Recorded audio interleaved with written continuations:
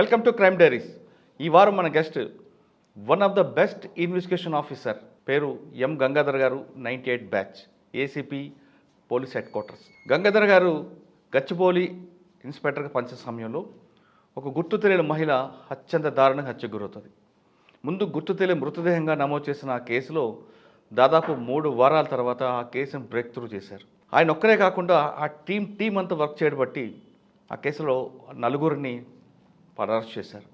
Arrest చేసిన తర్వాత ఆ కేసులో ఆ 4 కోర్టు జీవిత ఖైదు వేసింది. ఒక గంగాధర గారు ఆ కేసులో చిన్న లీడ్ పట్టుకొని దాని ద్వారా ఆ టీం అంతా వర్క్ చేపట్టి ఆ 4 శిక్ష పడింది. అంటే ఒక పోలీస్ ఆఫీసర్కి ప్యాషన్, ప్రొఫెషనల్ రెండు ఉంటే కేసు బ్రేక్ త్రూ ఎలాగొస్తుంది, కేసులో కన్విక్షన్ ఎలాగొస్తుంది గంగాధర గారు చూసి చాలామంది చెప్తుంటారు. అంటే ఒక కేసులో అరెస్ట్ చూపించడం కాకుండా ఛార్జ్ షీటు వేయడం దగ్గర నుండి కోర్టుకి వెళ్ళడం వరకు చైన్ ఆఫ్ లింక్ తెగిపోకుండా ఇన్వెస్టిగేషన్ చేయడం అనేది ఆయన స్పెషాలిటీ.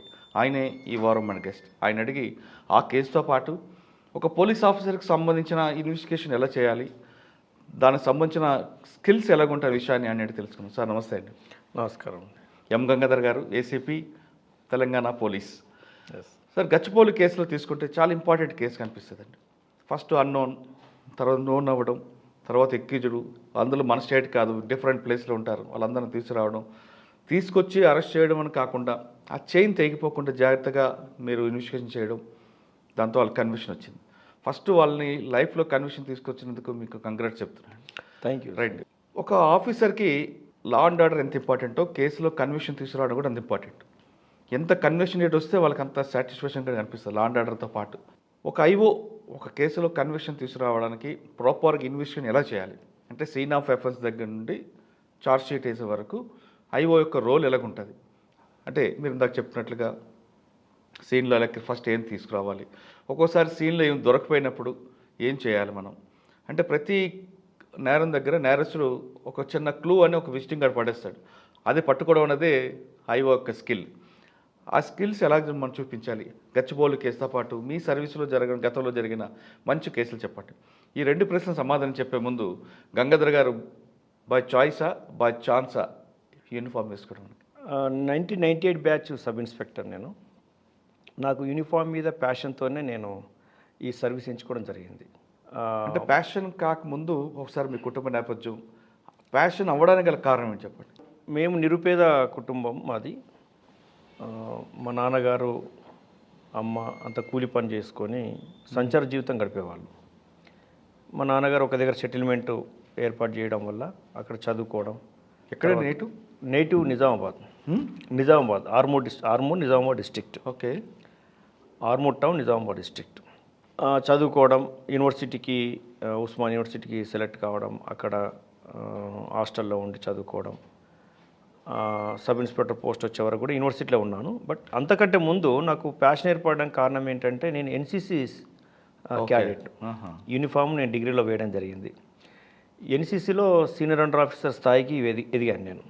అదేవిధంగా అక్కడ ఉన్నటువంటి కొన్ని క్యాంప్స్ అన్నీ కూడా బాగా ఎఫెక్టివ్గా అటెండ్ చేయడం, క్యాంప్స్లో కాంపిటీషన్స్ అన్నీ కూడా మంచి ప్లేస్ సాధించడం, అట్లా ప్యాషన్ ఏర్పడింది. సార్ మీరు ఆర్మూర్లో నిజామాబాద్ ఉన్నప్పుడు మీ చిన్నప్పటితనంలో టెక్స్టైల్స్ మూవ్మెంట్ బాగుండేది. మీరు ఎప్పుడైనా ఆ ప్రాబ్లం ఫేస్ చేశారా? ప్రాబ్లం అని కాదు, ఆ సీన్ ఎప్పుడైనా చూసారా? చూసేది. మేము ఒక విలేజ్ నుంచి ఒక విలేజ్కి వెళ్తున్నప్పుడు దళాల మూమెంట్ కనపడేది. నక్సల్స్ తిరుగుతున్నటువంటి రోడ్ క్రాస్ చేస్తున్నప్పుడు కానీ, ఫారెస్ట్లో తిరుగుతున్నప్పుడు కానీ మాకు కనపడేది. ఎందుకంటే అప్పుడు 98 కంటే ముందు విషయం ఇది. 1998 మా సెలక్షన్ 98 కంటే ముందు కాబట్టి అప్పుడు నక్సల్స్ ప్రభావిత ప్రాంతాల్లో నక్సల్స్ యొక్క కదలికలు బాగానే ఉన్నాయి, కనపడేది మాకు. కానీ మీరు ఆ భావజాలం వైపు వెళ్ళలేదు? ఆ భావజాలం వైపు పోలేదు. చదువుకోవాలి, బాధ్యత గల ఉద్యోగం చేయాలి. ఆ ఉద్యోగం కూడా ఒక ఎగ్జిక్యూటివ్ ఉద్యోగం చేయాలి. ఆ ఎగ్జిక్యూటివ్ ఉద్యోగం ద్వారా మనకే కాదు మన చుట్టుపక్కల వాళ్ళకి, సమాజానికి కూడా ఉపయోగపడాలి, అందరికి ప్రొటెక్టివ్గా ఉండాలి అనేది నేను కోరుకున్నటువంటి నేపథ్యం. అది నాకు సక్సెస్ఫుల్గా నేను సర్వీస్లో రావడం వల్ల నాకు అనిపించింది అది. సో 98 బ్యాచ్లో మీరు సెలెక్ట్ అయ్యారు. ఫస్ట్ పోస్టింగ్ ఎక్కడండి? First posting after training Aler first posting Nalgonda district, ఇప్పుడు యాదాద్రి భువనగిరి జిల్లా. అక్కడి నుంచి పోస్టింగ్స్ ఒక 10 సంవత్సరాల వరకు నల్గొండ జిల్లాలో అయ్యాయి. సార్ నల్గొండకు వెళ్ళక ముందు మీరు ఆలేరు మన అప్ప అలా ట్రైనింగ్ అయిన తర్వాత పాసింగ్ అవుట్ పైరెట్ ఒక చిన్న కుటుంబం నుంచి ఆ స్థాయికి వచ్చిన మీకు మీ అమ్మగారు నాన్నగారు చూసేమన్నారండి? మా అమ్మగారు నాన్నగారు నేను సబ్ ఇన్స్పెక్టర్ సెలెక్ట్ అయిన తర్వాత వాళ్ళు నమ్మలేదు. ఎందుకంటే ఎదురుగున్నటువంటి మా అంకులు మల్లేష్ గారని ఉండేవారు. నేను యూనివర్సిటీలో పీజీ చేస్తున్న సమయంలో నేను సెలక్షన్ అయ్యాను. నాకు అప్పుడు వయసు 22 సంవత్సరాలు, 21 క్రాస్ 22 సంవత్సరాలు. యూనివర్సిటీలో ఒక రూమర్ ఏముందంటే ఫస్ట్ అటెంప్ట్లో రాదు civil sub inspector. Civil sub inspector అనేది ప్యాషన్ అవ్వడం అనేది. ఫస్ట్ అటెంప్ట్లో రాదు, 2-3 అటెంప్ట్ చేస్తే వస్తుంది అనేది ఒక అపోహ ఉంది. ఆ అపోహను బ్రేక్ చేస్తూ నేను ఫస్ట్ అటెంప్ట్లోనే శ్రద్ధగా చదువుకున్నాను. కుటుంబ నేపథ్యం కూడా పేదరికం కాబట్టి ఇంట్లో పెద్దవాడిని, 5 అన్నదమ్ములం, నేను పెద్దవాడిని. ఇంకా 4 అన్న తమ్ముళ్ళు ఉన్నారు. ఉద్యోగం ఎట్టి పరిస్థితి సాధించాలి, అది కూడా ప్యాషనేట్గా ఉండాలి, ఖచ్చితంగా కోరుకున్న ఉద్యోగమే రావాలి అని నేను అనుకొని చదవడంతో ఉద్యోగం వచ్చింది. మన అమ్మ నాన్న నమ్మలేదు ఫస్ట్. నేను ట్రైనింగ్ పోయింది కూడా నమ్మలేదు వాళ్ళు. ఒకరోజు అకాడమీకి వచ్చి నన్ను ప్రత్యక్షంగా చూసిన తర్వాత ఓహో ఇంతమంది ట్రైనింగ్ చేస్తారు, అందులో నువ్వు ఒక్కడివి, సబ్ ఇన్స్పెక్టర్ పోస్ట్ వచ్చింది ఒక్కరికే వచ్చిందా అసలు రాలేదా అనేది పెద్ద డౌట్ వాళ్ళకి. వచ్చిన తర్వాత చూసిన తర్వాత ఆ ట్రైనింగు, ఆ పీటీ, ఆ గ్రౌండు, హాస్టల్లో మెస్సు ఇవన్నీ చూసిన తర్వాత ఒక్కొక్కసారిగా వాళ్ళలో ఆనంద బాష్పాలు నాకు కనపడ్డాయి. ఓకే, అసలు ఉద్యోగం అంటేనే ఎడ్యుకేషనే ఫస్ట్ జనరేషన్ అవును మా కుటుంబాల్లో. పోలీస్, దాంట్లో పోలీస్ ఆఫీసరు, దట్ ఒక ఫీల్డ్ కమాండర్ పోస్టు. అదంతా చూసిన తర్వాత వాళ్ళలో ఒక ఆనంద బాష్పాలు, సంతోషం ఉంది. అట్ ద సేమ్ టైం మీరు అన్నట్టు ఫస్ట్ క్వశ్చన్ వేశారు కదా, నక్సల్స్ ప్రభావిత ప్రాంతాలు, నక్సల్స్ ప్రభావం, మా ఏరియా కూడా నక్సల్స్ ప్రభావిత ప్రాంతమే కాబట్టి ఆ భయం కూడా కొంత ఉంది. సరే అందరూ ఉద్యోగం చేస్తారు, బతుకుతున్నారు, ఉద్యోగం చేస్తున్నారు కాబట్టి ఆ ధైర్యం అయితే వాళ్ళకు ఉంది, ఆ సంతోషం అయితే వాళ్ళకి కనిపించింది. ఓకే, అంటే సాధారణంగా ఆ వాతావరణం వచ్చిన వాళ్ళు అటువైపు వెళ్ళడానికి ఎక్కువ ప్రయత్నం చేస్తుంటారు, కానీ మీరు ఇటువైపు తిరిగారు. అవును, ఉద్యోగం చేయాలని. ఉద్యోగం ఫస్ట్ పోస్టింగ్ ఆలేరు కూడా అప్పటికి ఎఫెక్టెడ్ ఉంది, చాలా ఎక్కువ ఉంది. ఆలేరు అనేది కమ్యూనిస్టులు ఒక పక్కన, నక్సల్స్, రకరకాల మూవ్మెంట్ ఉంటుంది. కమ్యూనిస్టులు ఉన్నారు, నక్సల్స్ ఉన్నారు. కమ్యూనిస్టులు 2-3 గ్రూపులు ఉంటాయి. అవును, ప్రజా ప్రతిఘటన ఉండేది, ప్రజాపంత ఉండేది, పీపుల్స్ వార్ గ్రూప్ ఉండేది. వీళ్ళ మధ్యలో కూడా కాన్ఫ్లిక్ట్ జరిగేది. మీరు వెళ్ళేసరికి మీకు ఫస్ట్ ఎస్పీ ఎవరండి? మాకు ఫస్ట్ ఎస్పీ రామనారాయణ గారు కొద్ది కాలం ఉన్నారు, తర్వాత శివధర్ రెడ్డి గారు. Super officer. శివధర్ రెడ్డి గారి యొక్క నాయకత్వము, వారి యొక్క విధి నిర్వహణ, వారికి ఉన్నటువంటి వృత్తి నైపుణ్యము చాలా అమోఘంగా అనిపించేది మాకు. అదేవిధంగా ఎట్ ద సేమ్ టైం ఆఫీసర్స్ని, అంటే మా లెవెల్ ఆఫీసర్స్ని చాలా ప్రేమగా చూసేది, చాలా ఆప్యాయతగా చూసేది, సజెషన్స్ ఇచ్చేది. ఆ సమయంలో ఏం చేయాలని కూడా సజెషన్ ఇచ్చేది. ఎప్పుడు తొందరపడి మా మీద కర్కశంగా వ్యవహరించడం కానీ, పని చేయాలనే ఉద్దేశంతో ఉండకపోయేది. పని నేర్పాలనే ఉద్దేశంతో, మంచి నాయకత్వ లక్షణాలు అలవర్చుకోవాలనే ఉద్దేశంతో మాకు. సార్ ఆలేరులో మీకు మెయిన్ ఛాలెంజ్ ఏమొచ్చిందండి? మెయిన్ ఛాలెంజ్ అక్కడ ఒక కొత్త రిక్రూట్కు ఇవ్వాల్సిన పోస్టింగ్ కాదు యాక్చువల్లీ. అక్కడ ఒక రైల్వే స్టేషన్ ఉంటుంది, అవును, నేషనల్ హైవే, మీరు అన్నట్టుగా 2-3 గ్రూపుల అవుట్లా పీపుల్, అదేవిధంగా దొంగతనాలు బాగా అయ్యేది. అక్కడ చిన్నపాటి టౌన్షిప్, ప్రతి గ్రామము Naxals affected. And also extortions కూడా చాలా ఉండేది. ఎక్స్టార్షన్స్ మీరు అన్నట్టుగా ఇవి ప్రజాపంత, ప్రతిఘటన, ఇవి కొన్ని కమ్యూనిస్ట్ గ్రూపులు అవి కొంచెం ఎక్స్టార్షన్ చేసేవాళ్ళు. ఎక్కడో నేషనల్ హైవే కాబట్టి ఆఫెన్సెస్ జరిగేది, రాబరీ జరిగేది. శివానందరెడ్డి గారు మాకు అడ్మిన్ ఉండేవారు. అదేవిధంగా ప్రభాకర్ రావు గారు, రిటైర్ అయిన ప్రభాకర్ రావు గారు మాకు ఓఎస్డి ఉండేది. ఓకే, వీరి నాయకత్వంలో బాగునేటప్పుడు ఏమంటారు? సిఐ ఎవరు మీకు? మాకు సిఐ యాదయ్య గారు, ఫస్ట్ సిఐ యాదయ్య గారు సార్ రిటైర్ అయ్యారు. వరంగల్ నుంచి సైబరాబాదు అడిషనల్ డీసీపీ చేశారు అడ్మిన్గా. వారు మా ఫస్ట్ సిఐ. వారి నాయకత్వంలో కూడా మేము బాగా పని నేర్చుకున్నాం. మా డిఎస్పి రవీందర్ రెడ్డి గారు, భువనగిరి డిఎస్పి, అవును, ఇక వారిని అప్పుడు టైగర్ అనేవాళ్ళు. అసలు టైగర్ అంటే ఎలా ఉంటుంటే మేము ప్రత్యక్షంగా చూసాం. అడవుల్లో పోయినప్పుడు టైగర్ అయితే కనబడలే, కానీ సమూహాల్లో అర్బన్లో అయితే టైగర్ ఆజాన్ బావుడు, ఆయన పోలీసింగు, ఆ పద్ధతి, ఆ ఓపిక, అదంతా చూస్తే మళ్ళీ ఒకవైపు ఆపరేషన్స్ అంతా టఫ్ ఉన్నప్పటికీ ఆఫీస్లో ఫైళ్ళు చూడడము, వెరిఫై చేయడము, పని నేర్పడం కూడా అంతా సున్నితంగా ఉండేది. వారి దగ్గర మా ట్రైనింగ్ ఒకరికి యాదయ్య గారు ఇమీడియట్, ఆ తర్వాత డిఎస్పి, ఆ తర్వాత శివధర్ రెడ్డి గారు, వీళ్ళందరూ కూడా ఒక అంచెలంచెలుగా మాకు. సాధారణంగా రవీందర్ రెడ్డి గారి యాటిట్యూడ్ ఎలాగుంటుందంటే, పోలీస్ అనేవాడు పోలీస్ చేయాలి, ఫ్రెండ్లీ పోలీసింగ్ పబ్లిక్తో ఉండాలి, ఎక్యూజ్డ్ కాదు అని నమ్ముతాడు ఆయన ఒకటి. రెండోది పన్నుకు పన్ను కంటికి కన్ను అన్నది ఆయన ప్రధాన సిద్ధాంతం. మీరు నేర్చుకున్నారా? వారి దగ్గర అన్నీ నేర్చుకున్నాం కాబట్టి టఫ్ నిలబడగలిగాం. సంక్షోభాలకు భయపడేది కాదు, అంటే భయపడడం అనేది భయమే లేకుండా పోలీసింగ్ చేశాం. పక్కా పోలీస్ ఆఫీసర్ ఒకవైపు నుంచి మీరు అన్నట్టుగా, ఒకవైపు పక్కా పోలీస్ ఆఫీసర్. ఖచ్చితంగా పోలీస్ ఆఫీసర్ లాగానే పనిచేయాలి. Victim first, complaint first. Police స్టేషన్కి వస్తున్న వారికి ప్రతి ఒక్కరికి పని కావాలి, ఖచ్చితంగా వాళ్ళని సాధారణంగా ఆహ్వానించాలి, వాళ్ళకి పని చేసి పెట్టాలనేది. At the same time state మీద ఉన్నటువంటి ఆ సమయంలో ఉన్నటువంటి బర్డెన్, స్టేట్ మీద ఉన్నటువంటి ఆ సమయంలో ఉన్నటువంటి ప్రభావం ఏదైతే ఉందో దాన్ని కూడా పోలీస్కు అవసరమైతే హ్యాండిల్ చేయాలి అని చెప్పి మాకు మేము. శివధర్ రెడ్డి గారి దగ్గర ఇంకొక పద్ధతి ఉంటుందండి, విజిబుల్ పోలీసింగ్ ఎక్కువ ఆయన ప్రాధాన్యత ఇస్తారు. వారు నాకు బాగా గుర్తుంది. పోలీసింగ్ అనేది చేస్తే చాలు, మనం ఏం చేయట్లేదు అని అంటుంటారు ఆయన. నాకు బాగా గుర్తుంది, ఇది 2001 మ్యాటర్. మేము కొత్తగా వారి దగ్గర ఒక స్లోగన్, మనం జనం జనం మనం అని చెప్పేవారు సార్. మనం జనం జనం మనం, అసలు జనము మనము, మనం జనం. అప్పుడు ఏంటంటే పోలీసే అన్నీ. అవును. ఇక విజిబుల్ పోలీసింగ్లో ఒక కామన్ మ్యాన్ ఏం కోరుకుంటున్నాడు, కామన్ మ్యాన్ వచ్చి చెప్పుకుంటున్నాడు అనేది వినలేని పరిస్థితుల్లో కూడా పోలీస్ ఆఫీసర్స్ ఉండేది. ఆ టైంలో మనం జనం జనం మనమని అని ఒక స్లోగాన్తో ప్రజల్లోకి వెళ్ళి ప్రజల విశ్వాసం ముందు పొందాలి. ప్రజల విశ్వాసం పొందినప్పుడు పోలీసింగ్ అనేది ఈజీగా జరిగిపోతుంటుంది. అవును.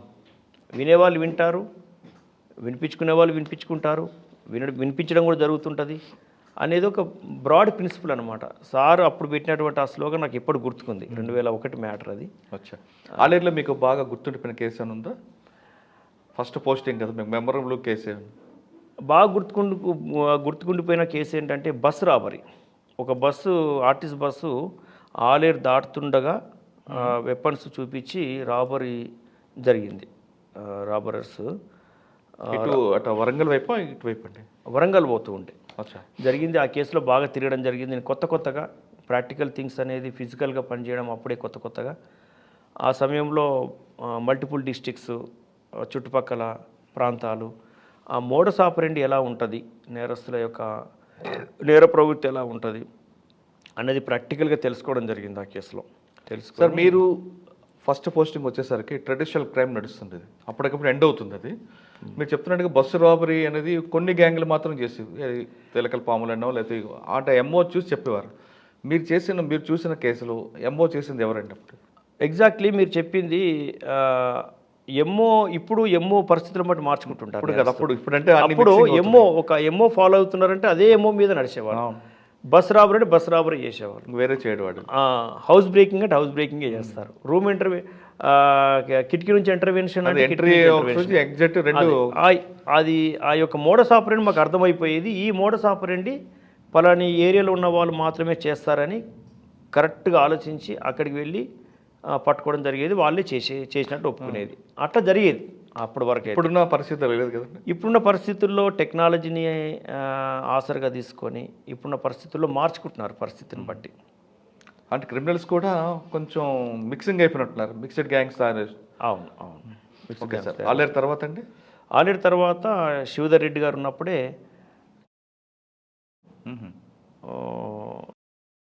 ఇంకా ఎక్కువ ప్రభావిత ప్రాంతం అది. అక్కడ కొద్ది కాలం ఉన్న తర్వాత అక్కడ ఒకవైపు గుంటూరు జిల్లా, ఇంకోవైపు ప్రకాశం, ఇంకోవైపు మహబూబ్నగర్ జిల్లా ఉంటుంది. 3 జిల్లాలు ఉంటాయి.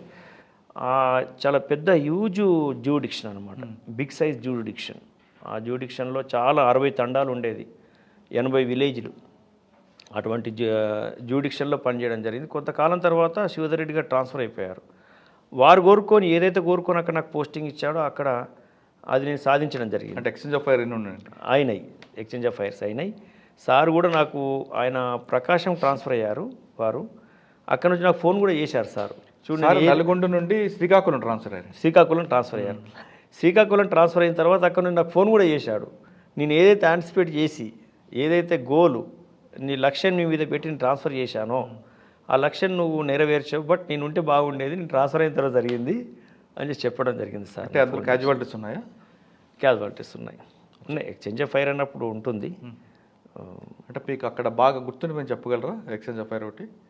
ఎక్స్చేంజ్ ఆఫ్ ఫైర్ బాగా గుర్తుకుంది ఎన్కౌంటర్, దాన్ని గుట్ట ఎన్కౌంటర్ అని కూడా అంటారు. అది ఇంకా ఒకటి తండా ఎక్స్చేంజ్ ఆఫ్ ఫైర్. మీకు ఎన్ని గంటలకు ఇన్ఫర్మేషన్ వచ్చింది, మీరు ఏ టైంలో అక్కడికి వెళ్ళారండి? యాక్చువల్గా అక్కడ ఇన్ఫర్మేషను సాధారణంగా పాస్ కాదు, ఎందుకంటే అప్పటికి ఇంకా టెక్నాలజీ సెల్ ఫోన్ వ్యవస్థ రాలేదు. వచ్చినా కానీ కొంత లిమిటెడ్ ఏరియాలో ఉంటుంది, అంతే ల్యాండ్ ఫోన్స్. మన ల్యాండ్ ఫోన్లో మనం ఉండాలి ఆ టైంలో, అక్కడ నుంచి చేయాలంటే ల్యాండ్ ఫోన్ ఒక వ్యక్తికి ఉన్నదంటే ఆ వ్యక్తి యొక్క ల్యాండ్ ఫోన్ డిస్కనెక్ట్ చేసే పని చేసేవాళ్ళు నక్సల్స్, లేదంటే టెలిఫోన్ ఎక్స్చేంజ్ డ్యామేజ్ చేసేయడం, మొత్తమే కమ్యూనికేషన్ వ్యవస్థ అనేది ఉండదు.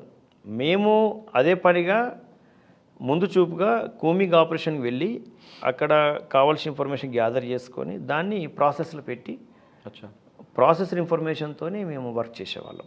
అప్పుడు ఎవరండి సీఎం మీకు? వెంకటరెడ్డి గారు. ఎవరండి? వెంకటరెడ్డి వారు రిటైర్ అయినారు, 1989 బ్యాచ్ వారు. సిఐడి నుంచి రిటైర్ అయినట్టున్నారు వారు. రాజేంద్ర ప్రసాద్ గారు మాకు డిఎస్పీ ఆ సమయంలో. ఇంకా ఫీల్డ్ ఆఫీసర్స్ అంటే సబ్ ఇన్స్పెక్టర్సే కాబట్టి. అంటే శివధర్ గారి గోల్ రీచ్ అయ్యారు మీరు? రీచ్ అయ్యాము. సార్ కూడా చెప్పారు నాకు ఫోన్ చేసి, బాగా గుర్తుకుంది నాకు. అప్పటి నుంచి సార్ యొక్క విజన్ ఎలా ఉంటుంది, ముందు చూపు ఎలా ఉంటుంది అనేది నాకు అప్పుడు బాగా నచ్చింది. అఫ్కోర్స్ మాకు ఒక ప్రాంతం అంటే జనసమూహంలో ఉన్నట్టు అనిపించేది ఆలేరులో ఉన్నప్పుడు. చందంపేటకి గుట్టల ప్రాంతానికి ట్రాన్స్ఫర్ చేసిన తర్వాత సర్వసాధారణంగా బాధ అనిపిస్తుంటుంది. అవును. కానీ ఆ హార్డ్ వర్క్ అలాగే కంటిన్యూ అవుతున్న క్రమంలో పని అయిన తర్వాత పోలీస్ ముందు ఉన్నటువంటి గోల్ ఆ సమయంలో నక్సల్స్ ప్రాంతాల్లో పనిచేయడము, ఆఫీసర్స్ కోరుకుంటున్న విషయం ఏదైతే ఉంటుందో, స్టేట్ కోరుకుంటున్న విషయం ఏదైతే ఉంటుందో అది రీచ్ అయితే గోల్ రీచ్ అయినట్టే ఆ సమయంలో. అప్పుడు వర్క్ దీంట్లో పడిపోయిన తర్వాత మీకు ఇవన్నీ మర్చిపోతారులేండి. మర్చిపోతాం. దట్టు ఏంటంటే నేను హార్డ్ వర్క్ చేయడానికి బాగా సిద్ధపడేవాడిని. నేను ట్రైనింగ్లో కూడా బాగా ప్రూవ్ చేసుకున్నాను. ట్రైనింగ్లో మాకు 4 అవార్డ్స్ ఏమి ఉంటుండే, 4 అవార్డ్స్లో 3 అవార్డ్స్ నాకు వచ్చాయి. సూపర్. 3 అవార్డ్స్ వచ్చాయి. ఎప్పుడు కాంపిటీషన్ పెట్టినా, ఏ కాంపిటీషన్ పెట్టినా ఫస్ట్ నాకే వచ్చేది.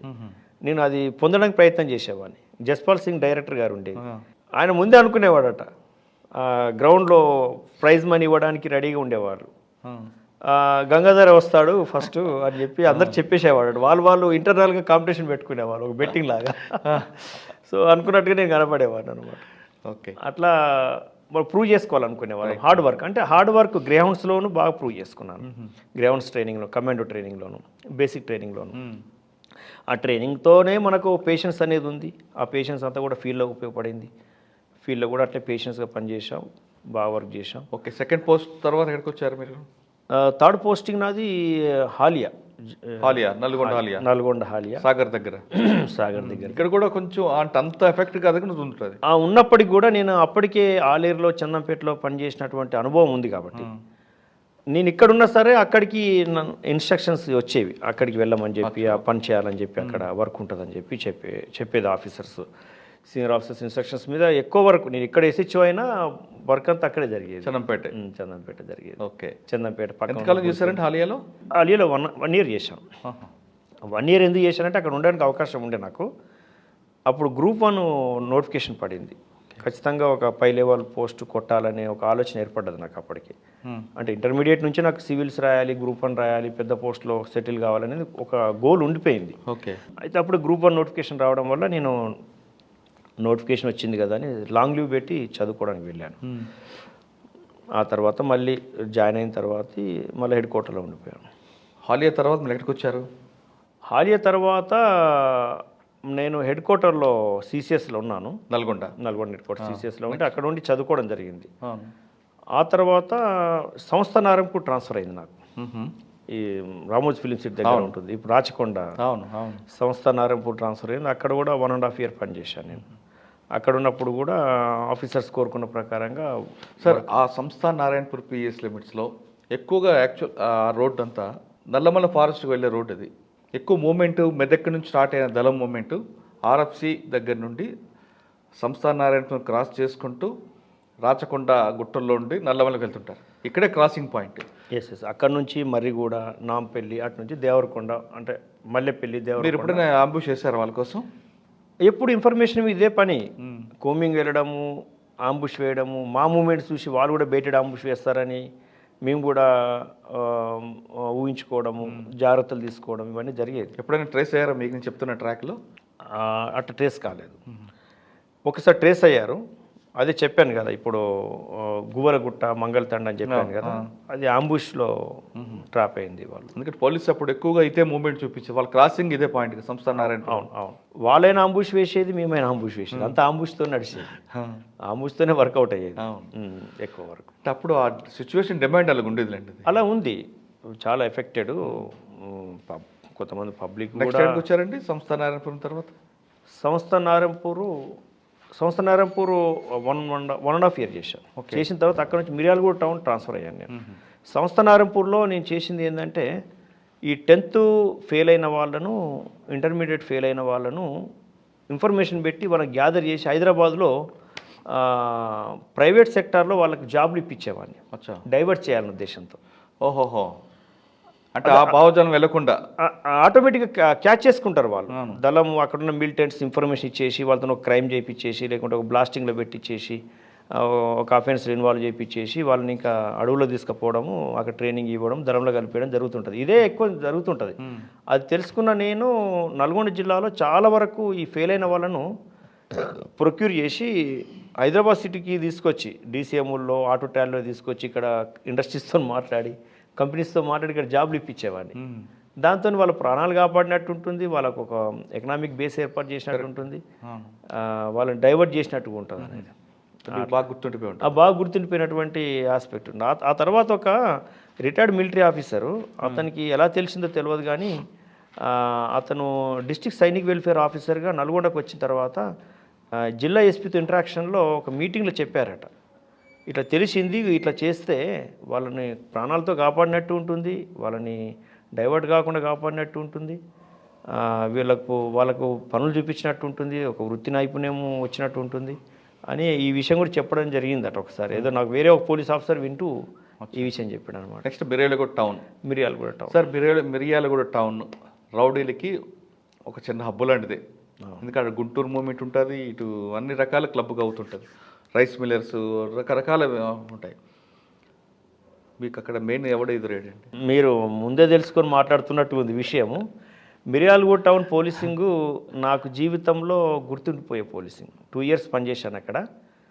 మీరు అన్నట్టుగా మొదటి సమస్య ప్రజలకు అక్కడ రౌడీజం, రెండో సమస్య అక్కడ ట్రాఫిక్, మూడో సమస్య అక్కడ ఈ ఫైనాన్షియల్ ఇష్యూస్, అంటే దాడులు చేస్తారు వీళ్ళు. ఈ రౌడీయిజంను కంట్రోల్ చేయడానికి నేను చాలా అదే పనిగా రికార్డ్ బిల్డప్ చేసేవాడిని, సెలెక్టివ్గా రికార్డ్ బిల్డప్ చేసి వాళ్ళ మీద రౌడీ షీట్లు ఓపెన్ చేసేవాడిని. కొంతమంది మీద రౌడీ యాక్టివిటీ చేసేవాళ్ళు, బట్ వాళ్ళ మీద రౌడీ షీట్ ఉండకపోయేది. ఎప్పుడైతే రౌడీ షీట్, ఒక షీట్ అనేది ఉంటుందో వాళ్ళ మీద నిఘా ఉంటుంది అనమాట. మా వాళ్ళకు కూడా ఆ షీట్లో ఉన్నటువంటి డీటెయిల్స్ ఇస్తాము, వాటి మీద నిఘా పెడుతుంటారు, వాళ్ళని కంట్రోల్లో పెడుతుంటారు. అట్లా షీట్స్ ఓపెన్ చేసుకుంటూ నిఘా పెట్టడం జరిగింది. పర్టికులర్గా ఎవరితోనైతే ఎక్కువ ఇబ్బంది అవుతుంది టౌన్లో ఉన్నటువంటి అమాయకులకు అని చెప్పి నేను వాళ్ళ పేర్లు గ్యాదర్ చేసి వాళ్ళ మీద నిఘా పెట్టి వాళ్ళని కంట్రోల్ చేయడం జరిగింది. ఒక 5 ముఖ్యంగా 5 లిస్ట్ అవుట్ చేసి వాళ్ళ మీద బాగా నిఘా పెట్టి కంట్రోల్ చేయడం జరిగింది. అందులో కొంతమంది పారిపోయి వచ్చేసారు, ఇక్కడికి సిటీకి వచ్చేసి ఇక్కడ బతికారు. కానీ కొంతమందిని మీరు మెయిన్ సెంటర్లోనే కౌన్సిలింగ్ చేసేవారట కదా? చేయడం జరిగేది. వాళ్ళు ఎందుకు చేసేదంటే, అట్లా చేయడం వల్ల 10 మంది పబ్లిక్ తెలవాలి, అరే ఈ రౌడీది ఇంతే, పెద్దగా ఏం లేదు, ఏం చేయలేడు, పోలీసుల ముందు ఏం చేయలేడు, పోలీసులు కొట్టారు, పోలీసులు శిక్షించారు, పోలీసులు చేయగలిగారు అనేది తగ్గిపోద్ది అనమాట. తగ్గిపోవడం వల్ల ప్రజల నుంచి మనకు స్పందన వస్తుంది, కంప్లైంట్స్ కూడా వస్తాయి. కంప్లైంట్స్ వస్తే కేసు రిజిస్టర్ జరుగుతుంది. ఒక వ్యక్తి మీద అదే పనిగా రికార్డు బిల్డప్ చేసి ఇంటికి వెళ్ళి ఇంట్లో అరెస్ట్ చేశారు. ఆ ఇంటికి వెళ్ళే వాళ్ళు కూడా ఉండకపోయేది, ఇంటికి వెళ్ళలేరు ఎవరు, అటువంటి స్థాయి మెయింటైన్ చేసేవాడు. అంటే లోకల్ ఉన్నటువంటి పెద్దవాళ్ళతో, పొలిటీషియన్స్తో కూడా సంబంధాలు మెయింటైన్ చేసేవాడు అనమాట. ఇంటి మీదకి వెళ్ళి అరెస్ట్ చేసి జైల్లో పెట్టారు.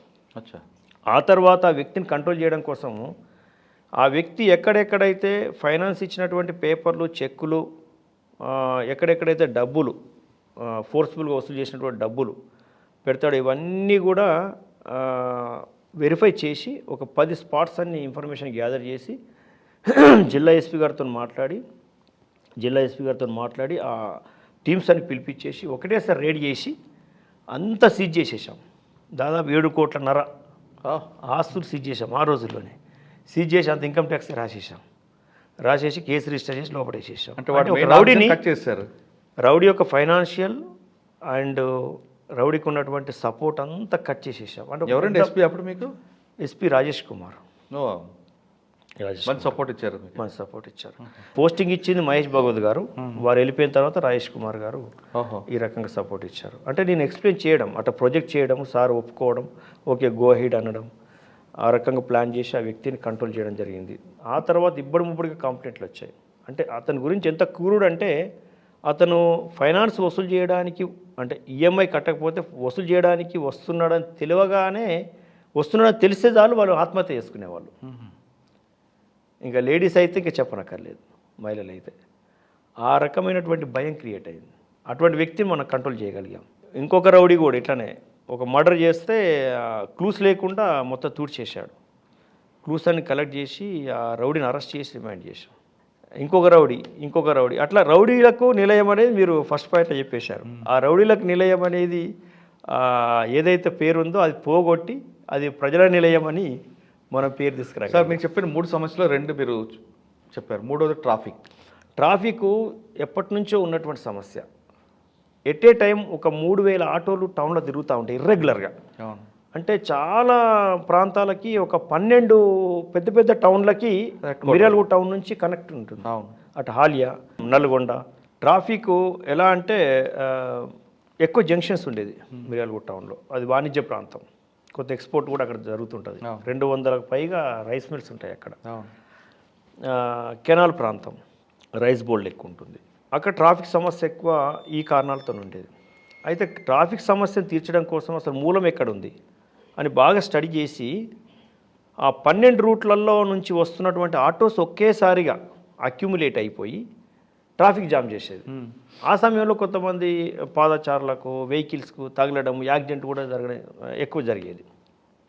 దాన్ని ఎట్లా కంట్రోల్ చేయాలని మేము చాలా ప్రయోగాత్మకంగా అన్ని రూట్లు ఐడెంటిఫై చేసి ఏ రూట్లో ఎన్ని ఆటోస్ తిరుగుతున్నాయి, ఏ రూట్ నుంచి ఎన్ని ఆటోస్ ఒకేసారి టౌన్కి ఎన్ని వస్తున్నాయి ఎట్ ఏ టైం, దాన్ని మొత్తం మేము సైంటిఫిక్గా డేటా కలెక్ట్ చేసినాం.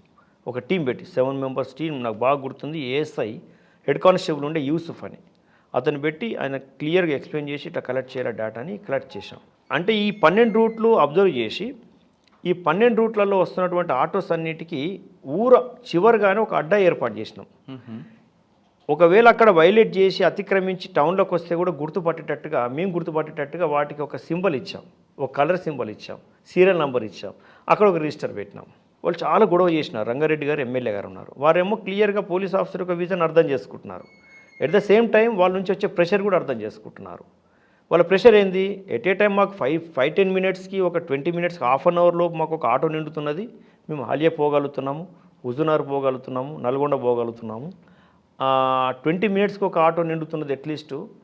ఆ తర్వాత ఈ సీరియల్ మెయింటైన్ చేసి ఒక అడ్డా పెడితే ఆ సీరియల్ మెయింటైన్ చేస్తే మాకు ఆటో కూడా హాఫ్ అన్ అవర్లో నిండదు, మాకు పొట్టగొట్టినట్టు అవుతుందని చెప్పి వాళ్ళు ఒప్పుకోవట్లేదు. 2 వారాల పాటు ధర్నాలు చేశారు వాళ్ళు. అంటే 3000 ఆటోలు, ఇంకంతకంటే కొంతమంది ఎక్కువ కలిశారు, వాళ్ళతోని కలిసి గొడవ చేస్తున్నారు. అయితే ఆర్డీఓ గారి ఆఫీస్లో ఒక మీటింగ్ పెట్టి ఆర్టీఓ గారిని పిలిపించి, మా డిఎస్పీ గారు కూడా వచ్చి, మా సిఏ గారు వచ్చి, అప్పుడు నేను టౌన్ ఎస్ఐని, ఎమ్మెల్యే గారు వచ్చి అక్కడంతా కూర్చుంటే ఒక పెద్ద పటం వేసి ఎట్లా జామ్ అవుతుంది, ఎట్లా క్లియర్ అవుతుంది అనేది నేను ఒక స్కెచ్ చేసి ఒక బోర్డు మీద రాసి ఒక వీడియో చూపించి, పాత వీడియో అండ్ కంట్రోల్ చేస్తే ఎలా ఉంటుంది అనేది అది కూడా చూపించి ప్రయోగాత్మకంగా 2-3 వారాలు నాకు టైం ఇవ్వండి, నేను ఈ రకంగా చేస్తాను, ఎక్కడ అడ్డాలు అక్కడ పెట్టేస్తాం, టౌన్లోకి ఒక ఆటో కూడా రావద్దు అని అట్లా పెట్టేసి ఆ ప్రయోగాత్మకంగా మేము ఇంప్లిమెంట్ చేయడం వల్ల వాళ్ళు హాఫ్ అన్ అవర్లో ఒక ఆటో నిండితే ప్యాసింజర్సు సీరియల్ మెయింటైన్ చేయడం వల్ల, ఒక ఆర్డర్ మెయింటైన్ చేయడం వల్ల, సీరియల్ మెయింటైన్ చేయడం వల్ల, అడ్డా మెయింటైన్ చేయడం వల్ల 5 నిమిషాలకు ఒక ఆటో నిండింది. అది ప్రూవ్ అయిపోయింది. తర్వాత వాళ్ళే వద్దన్న వాళ్ళే నన్ను సన్మానం చేయడం జరిగింది. సార్ ఆ విషయంలో ఆటోలు ఒకప్పుడు ఉన్న సంఖ్య వేరు, మీరు వచ్చేసరికి సంఖ్య పెరిగింది. ఒకప్పుడు 500 ఉండే ఆటోలు అనుకోండి, తర్వాత 4000 పెరిగాయి. కానీ రోడ్ స్పేస్ పెరగలేదు. ఆ రోడ్ స్పేస్ పెంచే బాధ్యత ఎవరు? Engineering department. మరి వాళ్ళకి నా లెటర్ రాసి అది క్లారిఫై చేసుకోవచ్చు కదా. అయితే రోడ్డు సఫిషియెంట్గా ఉంది. ఏం జరిగేదంటే అక్కడ ఇర్రెగ్యులర్గా పార్కింగ్ చేసేవాళ్ళు షాప్ల ముందు. దీన్ని కూడా ప్రివెంట్ చేశాం. సిస్టమేటిక్గా పార్కింగ్ చేసుకోవాలి. ఆ పార్కింగ్ చేయాలంటే ఆ వ్యక్తి అక్కడ ఒక సెక్యూరిటీ గార్డ్ను ఒక వర్కర్ను పెట్టాలి. కారు రోడ్డు మీద ఆపేసి వెళ్తే ట్రాఫిక్ జామ్ అవుతుంది. ఆ ఉన్నటువంటి మార్జిన్ సరిపోదు. అది ఆ రకంగా కంట్రోల్ చేశాము. ఇప్పుడు ఇది రోపు అని కడుతున్నారు సిటీలో. అది ఆ రోజుల్లో చేసాం 2006లో. ఇది అట్లా చేసి వాళ్ళ మనిషిని అపాయింట్ చేయించేవాళ్ళం. పెద్ద వాణిజ్య సమూహం ఉందనుకోండి, ఒక 2-3 పెట్టేసి రౌండ్ ది క్లాక్ పెట్టేసేవాళ్ళం. మూడోది ఏం చేశామంటే, మున్సిపల్ టౌన్లలో జనరల్గా మనం సిగ్నల్స్ చూడం, కానీ మిర్యాలగూడ టౌన్లో ఫస్ట్ టైం సిగ్నల్స్ పెట్టాం. ఒక డిసిప్లిన్ అనేది నేర్పించామన్నమాట. వెహికల్స్కి ఆగాలి, పోవాలి అనేది. ఇర్రెగ్యులర్గా పోవడం రావడం, ట్రాఫిక్ జామ్ బాగా అయ్యేది అక్కడ. ఇది నెంబర్ 2 ఇష్యూ. అంటే మీరు ఇంజనీరింగ్ ఎడ్యుకేషన్ చేసుకొచ్చారు, ఇప్పుడు గుర్తు చేస్తారట పబ్లిక్ అక్కడ చెప్తుంటారు. కానీ ఎడ్యుకేషన్ ఎందుకు ఎక్కువ చేయలేపారండి? ఇంజనీరింగ్లో చేసుకొచ్చారు, ఎన్ఫోర్స్మెంట్ చేశారు, ఎడ్యుకేషన్ కూడా మీ డిపార్ట్మెంటే కదా, ట్రాఫిక్ ఎడ్యుకేషన్. పబ్లిక్లో అవేర్నెస్ తీసుకురావడం అన్నది ఎక్కువ ఫోకస్ చేశారా? దాన్ని నేను ఏం చేసేవాడిని అంటే, మా అప్పుడున్న డిఎస్పి లక్ష్మీనారాయణ గారు, తర్వాత డిఎస్పి నరసింహ గారు వచ్చారు. వాళ్ళిద్దరు నన్ను అప్రిషియేట్ చేసింది ఏంటంటే, ఎడ్యుకేషన్ మీద బాగా నేను ఫోకస్ చేసేవాడిని. ఈ ఆటోస్తో మీటింగ్ పెట్టడం, ఎవరైతే ట్రాఫిక్ జామ్ చేస్తున్నారో వాళ్ళందరినీ గ్యాదర్ చేసి మీటింగ్ పెట్టడము, కొన్ని సైనేజ్ బోర్డ్స్ కూడా ప్రిపేర్ చేసి వాళ్ళకి అవగాహన కలిగించడం, ఇవన్నీ చేసేవాడిని. ఇట్లా కూడా కంట్రోల్ అయింది. ఇట్లా ఉన్నాయి సార్ అక్కడ హాలేరు. మరి మిర్యాలగూడ తర్వాత నేను మళ్ళీ సెలవు పెట్టి గ్రూప్ 1 ప్రిపరేషన్కి వెళ్ళాను. రెండోసారి కొట్టాలని. కానీ ఇప్పుడు ఉన్నట్టుగానే అప్పుడు కూడా ఎప్పుడు వాయిదాలు పడేది, అనుకున్న సమయానికి కాకపోయేది, నిరుత్సాహం వచ్చేసేది. ఇంటికి పెద్దవాడిని, ఇంకా తమ్ముల పెళ్ళిళ్ళు కాలేదు, ఎవరికి వృత్తి లేదు, నా మీద బాధ్యత పెరిగేది. గ్రూప్ 1 కంక్లూడ్ కాకపోయేది. 2002లో నోటిఫికేషన్ వస్తే 2007లో కంక్లూడ్ అయింది. ఇంకెక్కడ ఉత్సాహం ఉంటుంది? ఎంతకాలం అంటే మనం లీవ్లో ఉంటాం. ఆఫీసర్స్ కూడా ఏదో 1 ఇయర్ ఇస్తారు, 6 నెలలు ఇస్తారు, 8 నెలలు ఇస్తారు. అందుకని తర్వాత అండి మళ్ళీ గ్రూప్ 1 కాలేదు, నెక్స్ట్ టైం తర్వాత నేను స్పెషల్ బ్రాంచ్ ట్రాన్స్ఫర్ అయ్యాను. నల్గొండ స్పెషల్ బ్రాంచ్ ట్రాన్స్ఫర్ అయిన తర్వాత 2009లో ఎలక్షన్స్ వచ్చాయి. అక్కడ ఉన్నటువంటి స్పెషల్ బ్రాంచ్ ఇన్స్పెక్టర్ గారు సిఐగా సిక్ చేసి వెళ్ళిపోయారు. ఆ బాధ్యత నా మీద పడింది. అప్పుడు ఎస్పీ ఈ మధ్య కాలం వరకు విజయవాడ కమిషనర్గా చేశారు శ్రీనివాసులు గారని. ఎస్పీ నల్గొండ ఉండే. ఎవరండి? బత్తి శ్రీనివాస్ గారు. వారి సమక్షంలో రోజు రెగ్యులర్గా, అంటే అత్యధిక సార్లు కనపడేది నేనే ఆయనకి. ఎస్పీ మీరు దగ్గర ఉండాలి కదా. ఎస్పీ దగ్గర ఉండేది, ఎలక్షన్ సెల్ అంతా చూసుకునేది. ఆ election cell, district election cell అని అనేవాళ్ళు. అది హ్యాండిల్ చేయడము, దాంట్లో గొప్ప అనుభవం వచ్చింది. ఎస్బీ అనుభవం ఒకటి, రెండవది ఎలక్షన్ సెల్ అనుభవము. అప్పుడు జరిగినటువంటి గొప్ప అనుభవం ఏంటంటే, పక్కన జగ్గైపేట ఎలక్షన్ ప్రాసెస్, అక్కడ ఎలక్షన్ అథారిటీని ఎలక్షన్ ప్రాసెస్ ఫెయిల్ అయింది అక్కడ. ఫస్ట్ ఫేజ్ మన దగ్గర జరిగింది, సెకండ్ ఫేజ్ అక్కడ. జగ్గైపేట ఎలక్షన్స్ కండక్ట్ చేయడానికి, అక్కడ ల్యాండ్ ఆర్డర్ సిచ్యువేషన్ హ్యాండిల్ చేయడానికి నల్గొండకు బాధ్యతలు ఇచ్చారు. ఎస్పీ గారు, మైసెల్ఫ్, అప్పుడున్న ఓఎస్డి రామకృష్ణ గారు, పిహెచ్డి రామకృష్ణ గారు, ఇప్పుడు ఏపీలో ఉన్నారు. మేమంతా టీమ్గా వెళ్ళేసి అక్కడ ఉన్నటువంటి ఎలక్షన్ ప్రాసెస్ మొత్తం హ్యాండ్ ఓవర్ చేసుకున్నాం.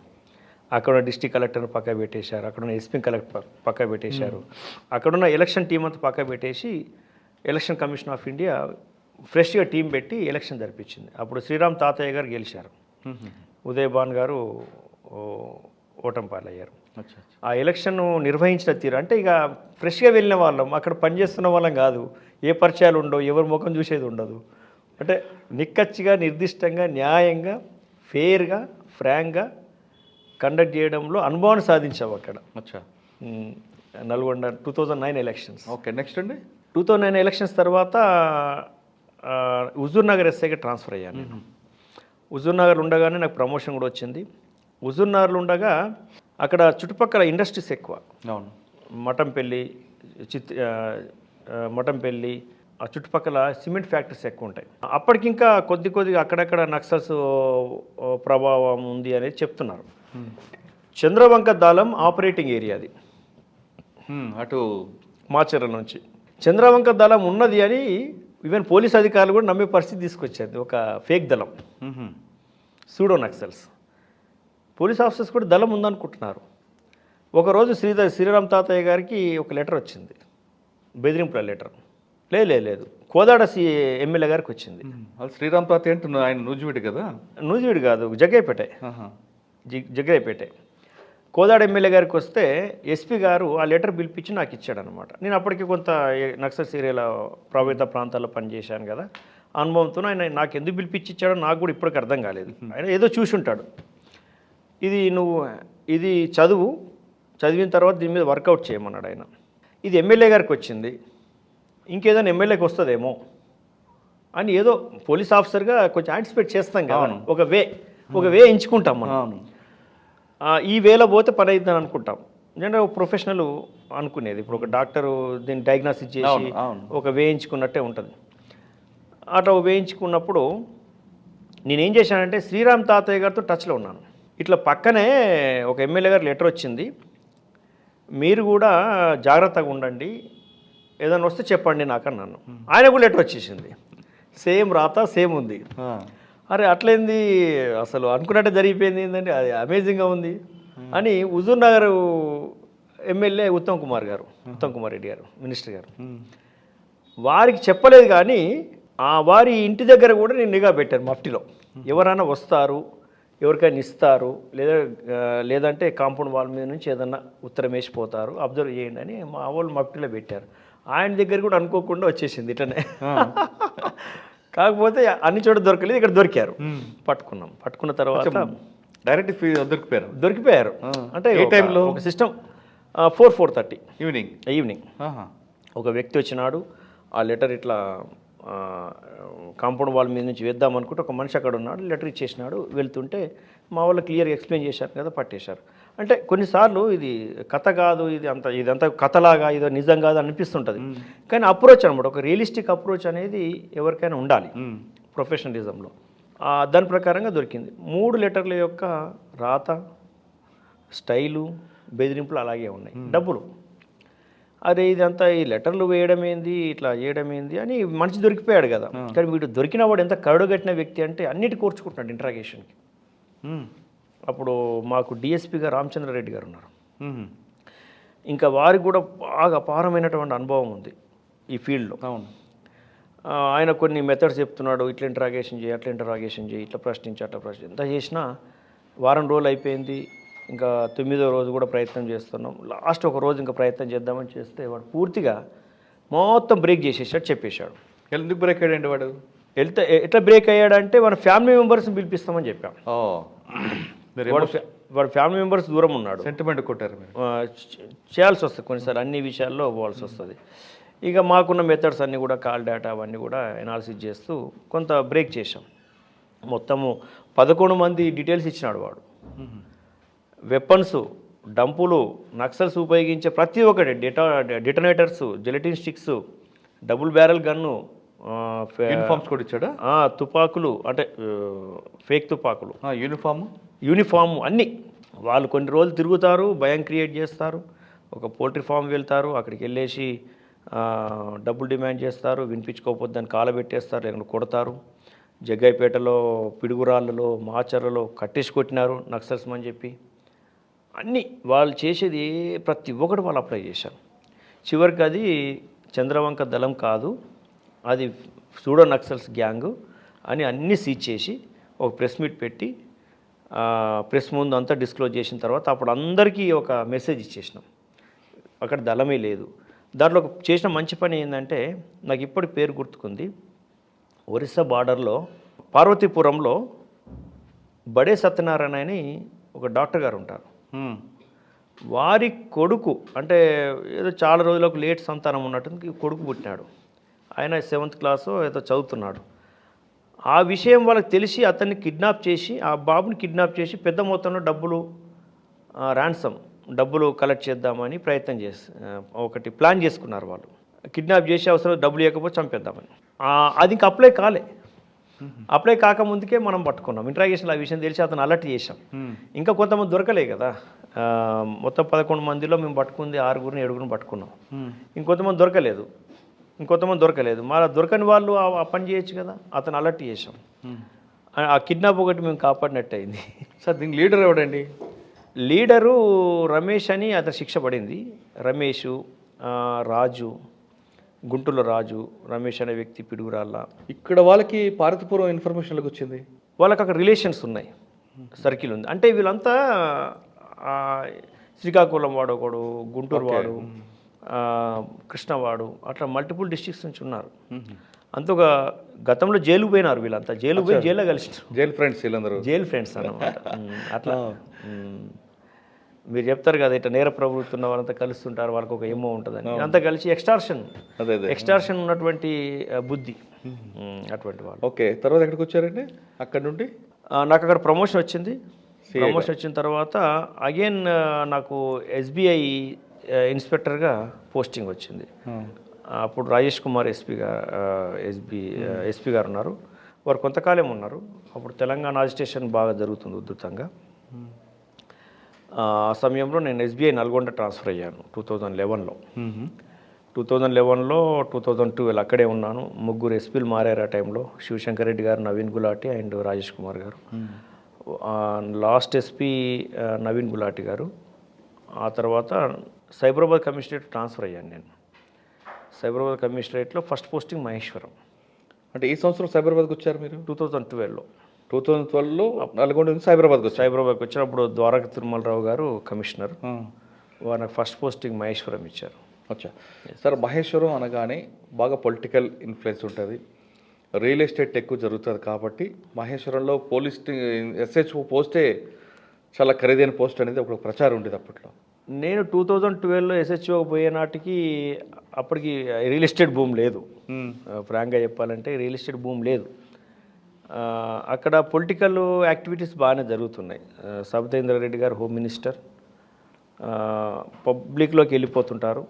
మూమెంట్ బాగా జరిగేది. చిన్న ఫంక్షన్ అయినా కానీ వారు ప్రత్యక్షంగా వచ్చేవాళ్ళు. బందోబస్తు కార్యక్రమంలో బాగా జరిగేది. బందోబస్తు యాక్టివిటీ, సెక్యూరిటీ ఆస్పెక్ట్ ఎక్కువ జరిగేది. ఈ రియల్ ఎస్టేటు ఇష్యూస్ చాలా నార్మల్గా తక్కువనే వచ్చేది. అంటే ట్రెస్ పాసులు, డ్యామేజ్లు, ఫోర్జరీ డాక్యుమెంట్స్. అప్పుడు 2006, 2009 వరకు ఉన్నటువంటి రియల్ ఎస్టేటు యాక్టివిటీస్ అప్పుడు జరిగినవి. ఏదైనా క్రైమ్ ఉంటే మా టైంలో కంప్లైంట్ అయ్యేది. ఎందుకండి మరి మహేశ్వరం పోలీస్ స్టేషన్కి అంత బ్యాడ్ నేమ్ వచ్చింది? మహేశ్వరం పోలీస్ స్టేషన్కు బ్యాడ్ నేమ్ అని చెప్పడం లేదు కదా. అక్కడ బిజినెస్ యాక్టివిటీ జరిగింది. రియల్ ఎస్టేట్ బిజినెస్ యాక్టివిటీ కాదు, కూడా బిజినెసే కదా. బ్యాడ్ నేమ్ అని చెప్పడం. మహేశ్వరం SHO పోస్ట్ కొంచెం కాస్ట్లీ పోస్ట్ అంటుంటారు. అప్పటి వరకు ఉండేది అది. మహేశ్వరం అనేది కోరుకొని పోయేవాళ్ళు. ఆఫీసర్ కూడా ఎవరైనా ఇన్ఫ్లుయెన్స్ చేస్తే ఆఫీసర్కి ఇచ్చే పరిస్థితి, ఆఫీసర్కి పోస్టింగ్ ఇచ్చే పరిస్థితి అట్లా జరిగేది. బట్ నేను వచ్చే సమయానికి ద్వారక తిరుమలరావు గారు, మరి ఆయన వారు ఏం ఆలోచించారో తెలియదు, అక్కడ హోమ్ మినిస్టర్ గారి ప్రాంతం కాబట్టి నేను ఉండాలనుకున్నట్టున్నారు. నాకు అక్కడ పోస్టింగ్ ఇచ్చారు. అది నాకు నార్మల్గా ఇచ్చారు. అది అంటే కాస్ట్లీని దృష్టిలో పెట్టుకుని ఇచ్చినటువంటిది కాదు. ఆ టైంలో కాస్ట్లీ కూడా ఆడడానికి వీళ్ళు. ఆఫీసర్ పోస్ట్ అది. రైట్ సార్, మహేశ్వరంలో రియల్ ఎస్టేట్ వ్యవహారం పక్కన పెడితే కాసేపు రోడ్ యాక్సిడెంట్స్ ఎక్కువ జరుగుతుంటాయి. అంటే రోడ్ యాక్సిడెంట్స్ అంటే శ్రీశైలం హైవే ఉంటుంది. శ్రీశైలం హైవే అప్పటికి ఇంక ఎక్స్పాన్షన్ అవ్వదు, వైండప్ రోడ్ వైడనింగ్ జరగలేదు. రోడ్ కంజెస్ట్ ఉండడం వల్ల వెహికల్స్ డివైడర్ అంటూ లేదు. ఆ రకంగా ఎక్కువ యాక్సిడెంట్స్ జరిగేది. రెండో యాక్సిడెంట్స్కు కారణం ఏంటంటే అక్కడ మైసిగండి అని ఒకటి ఉంటుంది. వారాంతంలో మీ డ్రంక్ అండ్ డ్రైవ్ కూడా పెట్టేది అప్పుడప్పుడు, దానికి తగ్గించడం కోసం అని. అట్లా ఎక్కువ జరిగేది అన్నమాట. తాగి నడపడం వల్ల నమ్ముకున్న వాళ్ళు చనిపోయేవాళ్ళు, డ్రైవర్ కూడా అలా. కానీ మహేశ్వరం పోలీస్ స్టేషన్కి దగ్గరలో 2 రియల్ ఎస్టేట్ వివాదాలు, కంపెనీల మధ్య వివాదం, ట్రెస్పాస్ కేసు, రాత్రే ట్రాక్టర్తో రావడం, ఆ కేసు మీకు గుర్తుందా? మేమున్న సమయంలో అంటే హైవే నుండి మహేశ్వరం ఊర్లోకి వెళ్తున్నప్పుడు మీ పోలీస్ స్టేషన్కి ముందే రైట్ సైడ్ ఒక రియల్ ఎస్టేట్ కంపెనీ, దాని బోర్డర్లో ఉన్న బటర్ఫ్లై సిటీ అని ఇంకో కంపెనీ, ఈ 2 సంస్థల మధ్య వివాదం, రాత్రికి రాత్రే వాళ్ళు ట్రెస్ పాస్ చేయడం, ఆ కార్లు ప్రొక్లైనర్ మీద సీజ్ చేయడం. ఇది 2012 నుంచి 2014 వరకు చేశాను నేను. అటువంటి నా పీరియడ్లో అటువంటిది సంఘటన జరిగినట్టుగా నాకు గుర్తుకు లేదు, ఐడియా కూడా లేదు. అచ్చా. బట్ మేము సెలవులు ఉన్నప్పుడు ఇట్లా ఏమైనా జరగవచ్చు కానీ నా నోటీస్కి వచ్చినట్టు ఏం లేదు ఆ టైంలో. ఆ కేసులో అంతకు ముందుగానే ఆ తర్వాత కానీ జరిగింది లేదు, మీరే అప్పుడు SHO, నేను ఒక ఛానల్ నుంచి కవరేజ్కి వచ్చాను.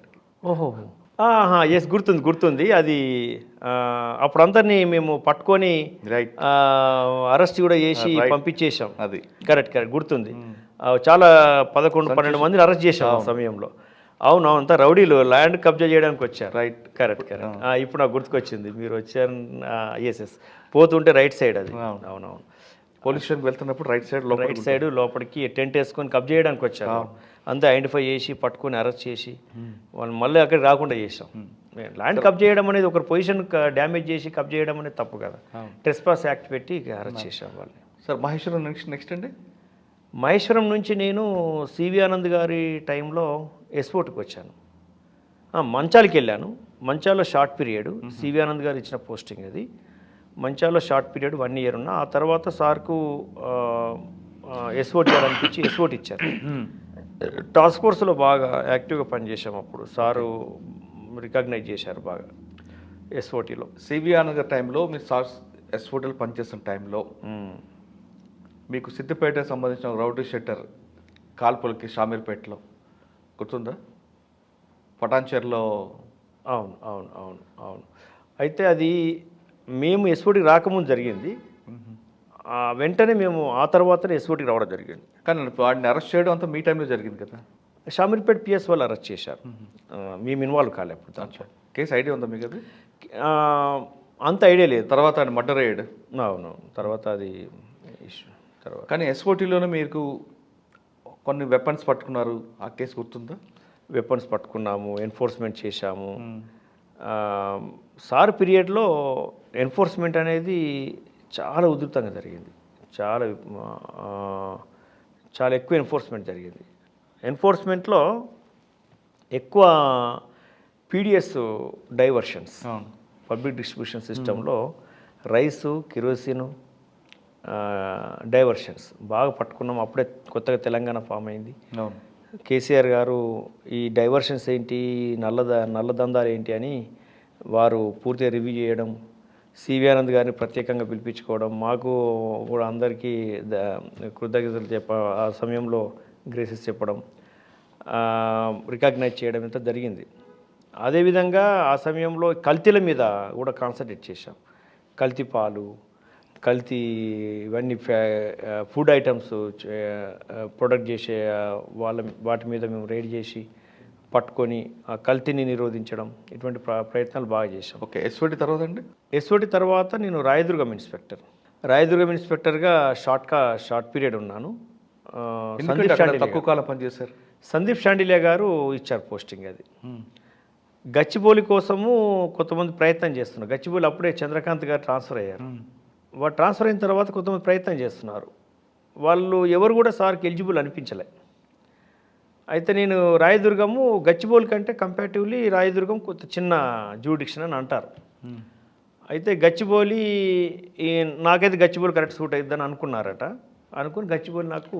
కానీ గచ్చిబౌలి పోలీస్ స్టేషన్కి లోకల్ ఎమ్మెల్యేతో పాటు మరికొంత ఎమ్మెల్యే లెటర్లు ఇచ్చిన ఆ లెటర్లు పక్కన పెట్టి మీకే ఇవ్వడానికి ప్రధాన కారణం. నేను అంతకుముందు ఎస్ఓటీలో పనిచేశాను. నా గురించి ఎస్ఓటీలో నేను పనిచేసిన విధానము, నా వృత్తి నైపుణ్యము, నా డిసిప్లిన్ అంతా సారు చెప్పి డిస్కస్ చేసి ఇచ్చాడని నాకు తెలిసింది. ఎస్ఓటీలో ఉన్నప్పుడు Muthoot finance offence, Ramachandrapuram Muthoot finance offence అయింది. ముతూట్ ఫైనాన్స్ అఫెన్స్లో కీలకంగా నేను పనిచేయడంలో నేను ఒకరిని. పూర్తిగా డేటా అనాలిసిస్ చేసి వాళ్ళు ఎక్కడి నుంచి వచ్చారు, రూటు ఎక్కడ. ముతూట్ ఫైనాన్స్ 2 సార్లు జరిగింది, same branch. Second time first time? Second time పెద్ద అఫెన్స్. 42 kgs తీసుకొచ్చి చూపించి బెదిరించి తీసుకెళ్లారు. 42 kgs గోల్డ్. దాంట్లో బాగా రాత్రి బవళ్ళు పనిచేశాం. మా వర్క్ స్టైల్ సార్కి బాగా నచ్చింది. ఎక్కడి నుంచి వచ్చారు, ఎక్కడ బండి ఆగిపోయింది, ఎక్కడ ఫోన్లు ఆగిపోయాయి, మొత్తం ఉంటే డేటా అంతా డీటెయిల్స్ ఇచ్చేసాం. ఆ డీటెయిల్స్ మీదనే మొత్తం వర్కౌట్ అయింది, దొరికారు, చాలా సాటిస్ఫై అయ్యారు సార్. సార్ ఆ కేసులో వాడు బ్లాక్ కలర్ స్కార్పియో వేసుకుంటూ ఓఆర్ఆర్ మీద తిరుగుతుంటాడు కదండి. లాస్ట్గా ఎఫెన్స్ అయిన తర్వాత ఓఆర్ఆర్ మీద ఎక్కువ మూమెంట్ ఉంటుంది వాడిది. ఓవరాల్ మీద మూమెంట్ ఏం లేదు. ఓఆర్ నుంచి ఒక దగ్గర డౌన్ అయ్యి తర్వాత వాడి వైపు వెళ్ళిపోయారు. ఇటు వాడి వైపు వాడి వైపు. అక్కడెక్కడో ఒక దగ్గర వాడి దగ్గర వెహికల్ డంప్ చేస్తాడు. వాడి దగ్గర డంప్ చేసేసి కొంతమంది వెళ్ళిపోతారు అక్కడ నుంచి. ఒకరు మాత్రమే, ఒక అక్యూజర్ మాత్రమే వెహికల్ను తీసుకురావడానికి, వెహికల్ తీసుకెళ్ళడానికి అక్కడ ఉండిపోతాడు. మాకున్నటువంటి టెక్నాలజీ ఆ ప్రాసెస్లో ఆ వ్యక్తిని పట్టుకుంటాం, మిగతా వాళ్ళు కూడా పట్టుకుంటాం. ఆ వర్క్ స్టైల్ నచ్చింది సార్ మీకు గచ్చిబౌలి? ఆ వర్క్ స్టైల్ నచ్చి సారు బాగా అట్రాక్ట్ అయ్యి, అప్పుడే నేను ఒక అక్యూజర్ దొరకట్లేదు, సుందర్ అని. వానికి వచ్చిన చాలాసార్లు టీమ్స్ పోతున్నాయి, ముంబైకి వస్తున్నారు. ఈసారి టీం పంపడం ఎందుకని నేనే వెళ్ళాను. టీమ్స్ వెళ్ళి ఆ వ్యక్తిని పగడబందిగా ప్రాసెస్ చేసి పట్టుకొని వచ్చాం. అప్పుడు కూడా సార్కి ఇంకా ప్రూవ్ అయిపోయింది. వాడు పైనుంచి దూకడానికి ప్రయత్నం చేశాడు కదా అప్పుడు. అది స్వదేశీ మిల్ ఏరియాలో, అంటే ఆ స్కోప్ ఇవ్వకుండా మేము టీమ్స్ పెట్టుకున్నాం. టీమ్స్ పెట్టుకొని బాల్కనీ ఉంది దానికి, ఆ 19th ఫ్లోర్లో ఉంటాడు. అవును. ఆ స్కోప్ ఇవ్వకుండా పట్టుకున్నాం, పట్టుకొని తీసుకొచ్చి. ఓకే, గచ్చిబౌలి రాగానే చాలా కేసులు ఉంటాయి. గచ్చిబౌలి అనేది హైటెక్ సాఫ్ట్వేర్ కంపెనీలు. అక్కడ చిన్న ఇష్యూ జరిగినా నేషనల్ వైడ్గా దానికి ప్రయారిటీ ఉంటుంది. ఒకవైపు సాఫ్ట్వేర్ కంపెనీల భద్రత, చిన్న ఇష్యూ కూడా జరగకూడదు. రెండోది Pinky murder case. Pinky murder case నేను వెళ్ళిన 5 డేస్కే అయింది. వెల్కమ్. 25 డేస్కి అయింది. అదే మీకు ఇన్విటేషన్. చాలా పెద్ద కేసు, అసలు అన్నౌన్ కేసు. అప్పుడు సందీప్ షాండిలే గారు, అప్పటికే మేమంతా టాస్క్ ఫోర్స్లో పనిచేసి ట్రాకింగ్ మీద కానీ, ఇన్వెస్టిగేషన్, డిటెక్షన్ అనే దాని మీద బాగా నాలెడ్జ్ ఉంది అప్పటికే. ఆ కేసు డిటెక్ట్ అయిన తర్వాత, ఆ కేసు రిపోర్ట్ అయిన తర్వాత డిటెక్షన్ చేయాలనే కసి పెరిగింది ఆ సమయంలో. అన్ని టీంల యొక్క సపోర్ట్ తీసుకొని, సార్ సపోర్ట్ తీసుకొని, ఆ సమయంలో మాకు ఏసీపీ శ్యాంప్రసాదరావు గారు, డీసీపీ విశ్వప్రసాద్ గారు ఐపీఎస్, వీరు దగ్గరుండి వాళ్ళ నాయకత్వం వహించడం, వాళ్ళ సపోర్ట్ ఎప్పటికప్పుడు తీసుకోవడం. సిపి గారు ఎప్పటికప్పుడు ఆయన వారు అడగడం, మేము ఆయన చెప్పడం, ఈ కేసు ఎట్లా డిటెక్ట్ చేయాలని చెప్పి అందరి సపోర్ట్తో డిటెక్ట్ చేయడం జరిగింది. కేసు డిటెక్షన్తో పాటు ఇన్వెస్టిగేషన్ కూడా అలా ఒక్కొక్క పాయింట్, ప్రతి ఇన్వెస్టిగేషన్లో దొరికిన ప్రతి క్లూ, ప్రతి సైంటిఫిక్ ఎవిడెన్స్ ప్రతి అక్యూడ్కి కనెక్ట్ చేయడంలో విఫలం కాలేదు. మేము ఖచ్చితంగా సక్సెస్ అయ్యాం. ఈ కేసు ఛార్జ్షీట్ వేసే సమయంలో సజ్జనార్ గారు సిపి, సజ్జనార్ గారు ఈ ఛార్జ్షీట్ పగడ్బందీగా పర్ఫెక్ట్గా ఫైల్ చేయించడంలో సారు అప్పుడప్పుడు రివ్యూ పెట్టేది. సజ్జనార్ సార్ ఇచ్చినటువంటి సలహాలు, వారు ఇచ్చినటువంటి ముఖ్యమైన అంశాలు మాకు ఆ ఛార్జ్షీట్ కూడా పగడ్బందీగా వేయడానికి సహకరించింది. వారి సమయంలో ఛార్జ్షీట్ వేసిన తర్వాత వారి సమయంలోనే, వారి టెన్యూర్ టైంలోనే most of the witnesses examine అయ్యారు కోర్టులో. ఆ సమయంలోనే అది కేసు ప్రాసిక్యూషన్ కంప్లీట్ అయిపోయి ట్రయల్ కంప్లీట్ అయిద్దని అనుకున్నాం, కానీ ఆ తర్వాత రెగ్యులర్ కోర్టు జడ్జి లేక పోస్ట్ పోన్ అయింది. ఈ మధ్యకాలంలో కంక్లూడ్ అయింది బెస్ట్, మంచి సాటిస్ఫాక్టరీ లెవెల్ కన్విక్షన్తో. అక్యూజుడు బీహార్కు బెయిల్ తీసుకొని పోతే బీహార్ పారిపోయేవాళ్ళు, బీహార్ పోయిన తర్వాత మళ్ళీ కోర్టుకు రాకపోయేవాళ్ళు, అక్కడ నుంచి వాళ్ళు మల్టిపుల్ స్టేట్స్కి వెళ్ళిపోయేవాళ్ళు. ఆ కేసు ఇంకా నెవర్ ఎండింగ్ అలా ఉండేది. అందుకే ఆ స్కోప్ ఇవ్వకుండా ఏం చేశామంటే, వాళ్ళు ఎన్నిసార్లు బెయిల్ వేసినా రకరకాల కారణాలు కోర్టు ముందు పెట్టి, కోర్టును ఒప్పించి మెప్పించి బెయిల్ దొరకకుండా చేశాం 6 సంవత్సరాలు. మొత్తం మీద ఆ జైల్లో ఉంచి, జైలు నుంచి అంటే జైల్ ట్రయల్, ఆ ట్రయల్ నుంచి వాళ్ళ కన్విక్షన్ కన్ఫర్మ్ అయ్యేటట్టు. సార్ జైలుకి జనరల్గా బెయిల్ 45 డేస్ తర్వాత బెయిల్ 90 డేస్ అనుకుందాం ఇస్తారు. ఒకసారి అవుద్ది, రెండోసారి హైకోర్టు, సుప్రీంకోర్టు వరకు వెళ్ళే అవకాశం ఉంటుంది కదా వాళ్ళకి? ఉంటుంది, వెళ్తారు. వీళ్ళు వెళ్ళడానికి స్కోప్ ఉంది, కానీ వీళ్ళు పదే బెయిల్ పిటిషన్ వేస్తూ కోర్టు నొప్పిద్దామని చూశారు. ఓకే, మేము కూడా పదే రకరకాల సెన్సిటివ్ కారణాలు ముందు పెట్టాం. ఒకసారి జతిన్ అదే ఊళ్ళో ఉంటాడు, అక్యూజ్ అదే ఊళ్ళో ఉంటాడు, జతిన్ ఐ విట్నెస్ కాబట్టి చంపేస్తారు అని ఒక కారణం చెప్పడం. రెండవ కారణము, ఈ పేరెంట్స్, డిసీజ్డ్ యొక్క పేరెంట్స్ పేదవాళ్ళు, వీళ్ళేమో భూస్వాములు, వాళ్ళని చంపేస్తారని చెప్పడం. మూడో కారణము, వీళ్ళంతా అక్కడ మళ్ళీ పోతే దొరకరు. ఇట్లా రకరకాల సమయంలో ఒక్కొక్కసారి ఒక కారణం చెప్పి మనం కోర్టు నమ్మించే కారణాలు చేశాం 90 డేస్. ఇంకోటి ఏంటంటే, కోర్టు బెయిల్ ఇవ్వకుండా చేయడానికి కారణం ఏంటంటే, అవైలబుల్ అంటే అందుబాటులో ఉన్నటువంటి ఆధారాలతోని ఇమ్మీడియట్గా ఛార్జ్షీట్ వేసేసాను. అచ్చా. ఛార్జ్షీట్ వేసేసి దాంట్లో ఒక క్లాజ్ రాసి పెట్టుకున్నాను. ఇంకా కలెక్ట్ చేయాల్సిన ఇన్ఫర్మేషన్ ఉంది, దాంతో పూర్తి స్థాయి ఛార్జ్షీట్ తర్వాత ఫైల్ చేస్తాను. సప్లిమెంటరీ వేసుకుంటూ వెళ్ళారు. ఛార్జ్షీట్ వేసిన తర్వాత ట్రయల్లోకి వచ్చేసింది.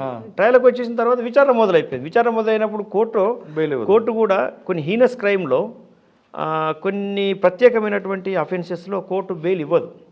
ఇవ్వకుండా ఇది బెయిల్ ఇవ్వదగ్గ కేసు కాదు, దీన్ని ట్రయల్ చేసి ఖచ్చితంగా శిక్షించాలన్న ఆలోచన ఉంటుంది ప్రాసిక్యూషన్ పరంగా. ఓకే సార్, ఆ కేసులో చెప్తున్న అక్యూజ్డ్ పార్టీ బీహార్లో భూస్వామి.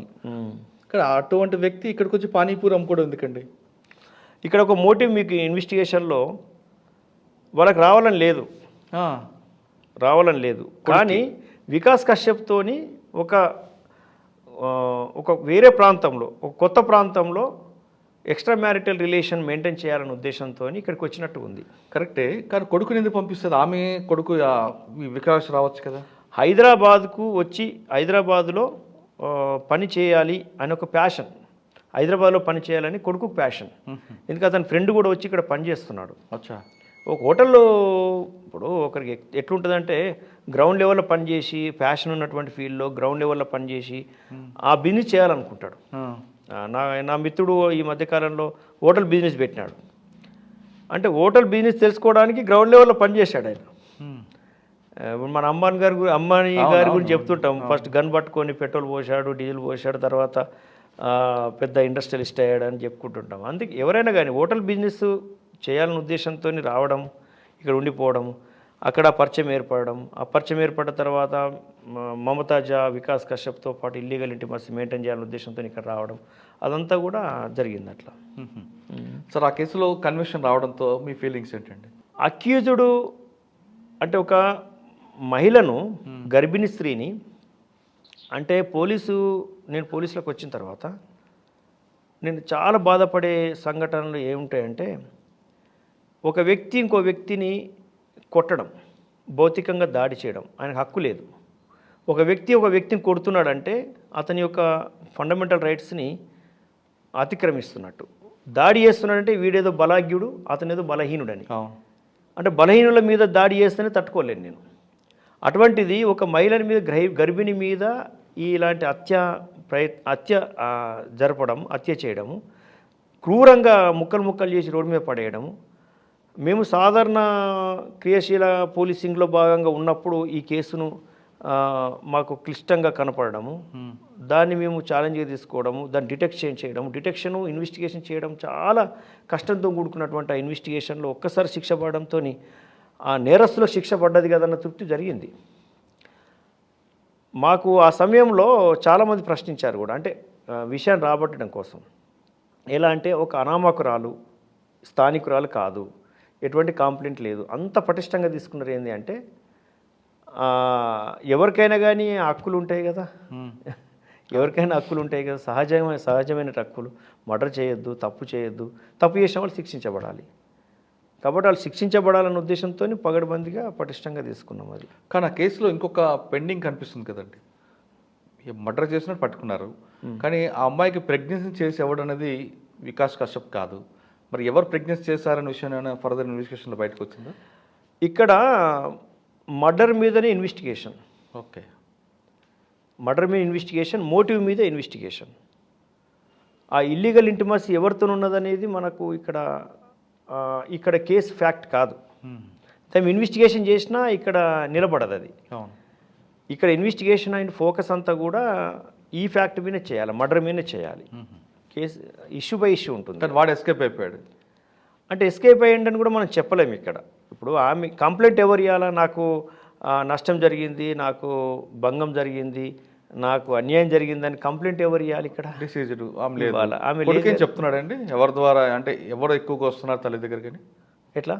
కొడుకు ఉన్నాడు కదా జతిన్ అని, తన తల్లి దగ్గరికి ఎవరు వస్తూ పోతున్నారు విషయాన్ని ఎప్పుడైనా చెప్పలేదు. మనం అడగలేదు కూడా, అడిగి కూడా తెలుసుకోము. ఎందుకంటే చిన్న బాబు అది సెన్సిటివ్గా ఉంటుంది ఆయన హ్యాండిల్ చేయడము. కాబట్టి ఇక్కడ ఈ ఫ్యాక్ట్ను రాబట్టడానికి మనం ప్రయత్నం చేస్తాం.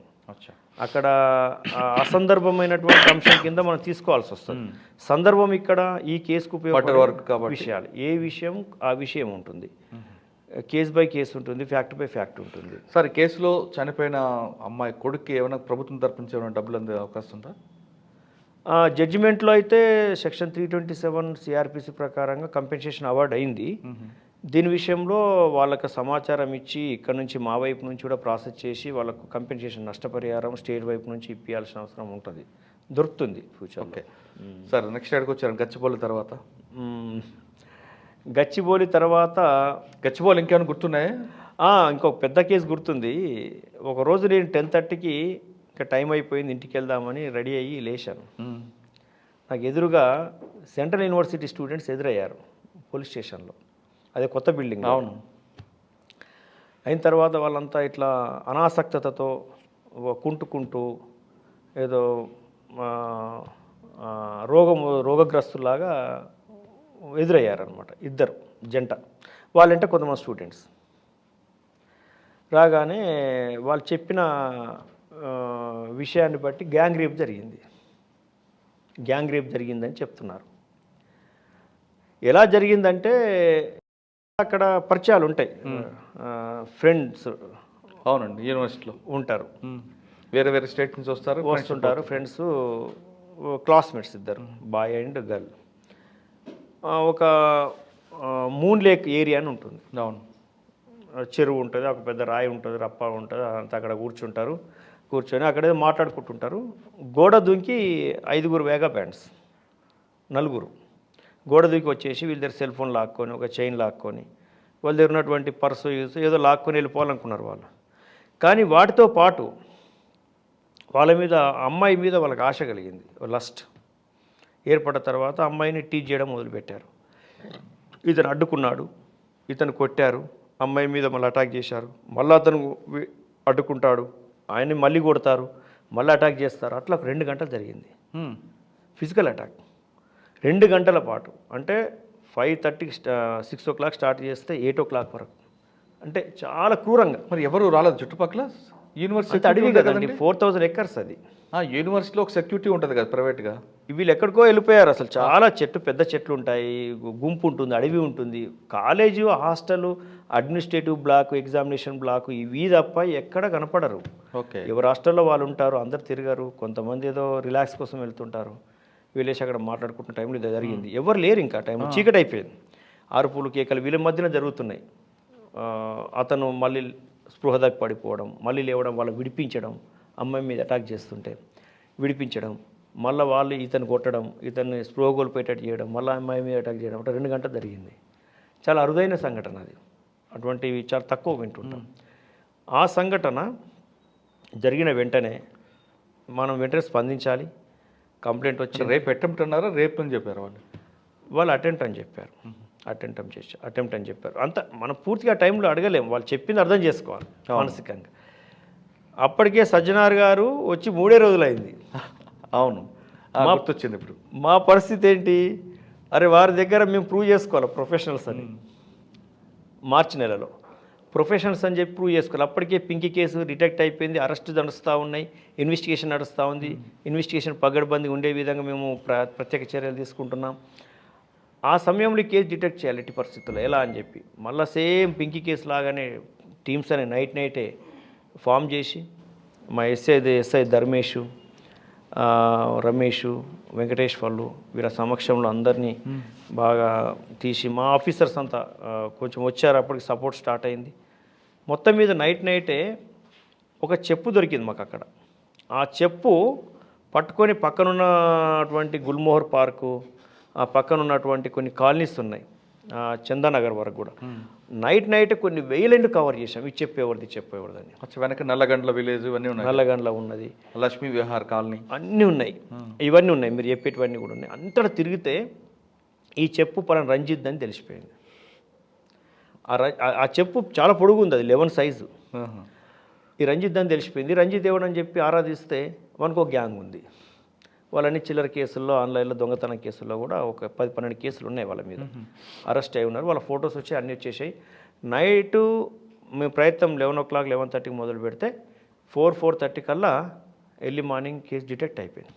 పికప్ చేశారా? పట్టుకొచ్చేసాం. అంటే ఎంత టెన్షన్లో ఉన్నారంటే ఆఫీసర్స్ కూడా, సీనియర్ ఆఫీసర్స్ కూడా. ఈ కేసు డిటెక్ట్ చేయకపోతే అప్పటికే యూనివర్సిటీ అంతా పోలీసు మీద అగనిస్ట్గా ఉన్నారు. అవును. అప్పటికే వేముల రోహిత్ సూసైడ్ కేసు, రాహుల్ గాంధీ వచ్చిపోయారు, పొలిటీషియన్స్ వస్తున్నారు, అక్కడ బందోబస్తు సెటప్ ఉంది, ఎవరిని అలో చేయట్లేదు, పోలీస్ అలో చేయట్లేదని పోలీస్ మీద బాగా అగేనిస్ట్గా ఉన్నారు స్టూడెంట్స్. అంత ఉన్నటువంటి అటువంటి అట్మాస్ఫియర్లో ఈ సంఘటన జరిగింది. అంటే అదొకటే కాకుండా ప్రీవియస్ రికార్డ్ తీసుకుంటే యూనివర్సిటీలో గ్యాంగ్ రేపులు జరిగేవండి, ఇప్పుడు కాదు. అప్పుడు చందానగర్ లిమిట్స్లో ఉండేది అది. కాబట్టి అదొక ఇష్యూ ఉంది, అక్కడ ఇష్యూ ఉంది. ఈ ఇష్యూ కంటే కొద్ది రోజుల ముందే మలబార్ లేక్ అని చెప్పి, అంటే అక్కడ ఒకటి న్యాచురల్ ఒక లేక్ ఏర్పడ్డది. అది అక్కడ ఎగ్జాబిషన్ చేయడం వల్ల ఒక లేక్ ఏర్పడ్డది. అక్కడ ఏదో బీర్ బాటిల్ తెచ్చుకొని తాగేసి అక్కడ ఈత కొడితే చచ్చిపోయాడు. ఆ సంఘటన జరిగింది.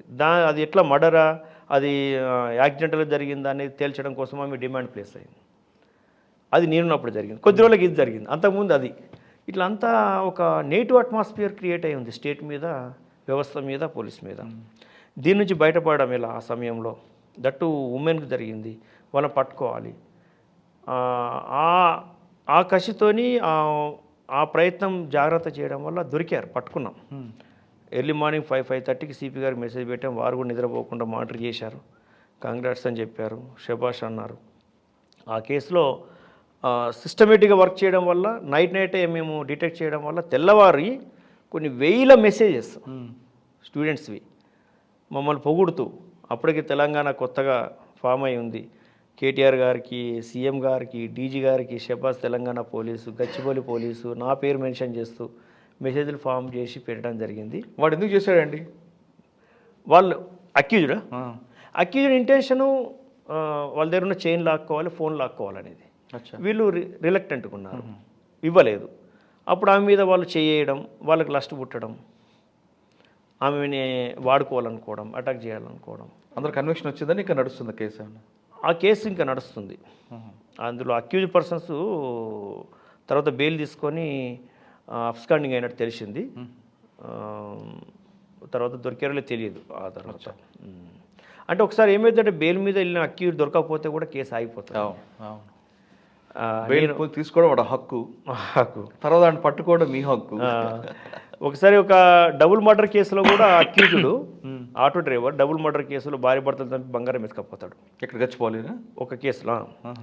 ఆ అక్యూజ్ దొరకకపోవడం వల్ల ఆ కేసు ఎప్పటి నుంచో పెండింగ్ పడిపోయింది. నేను ఆ కేసు బయట తీసి, ఆ వారెంట్ బయటకు తీసి, స్పెషల్ టీం ఫామ్ చేసి అక్యూజ్ని పట్టుకొని జడ్జి గారికి మళ్ళా ఛాంబర్లో కలిసి అప్రైజ్ చేసి, సార్ ఇది ఇంపార్టెంట్ కేసు, ఎవిడెన్స్ ఉంది, కేసు రన్ చేయండి, మళ్ళా వారెంట్ ఇచ్చి అక్యూజ్ని లోపటేద్దాం, అక్యూజ్ని లోపల పెట్టి మనము ట్రయల్ చేద్దామని ఒప్పించి మెప్పించి ట్రయల్ చేస్తే దాంట్లో కూడా లైఫ్ కన్విక్షన్ వచ్చింది.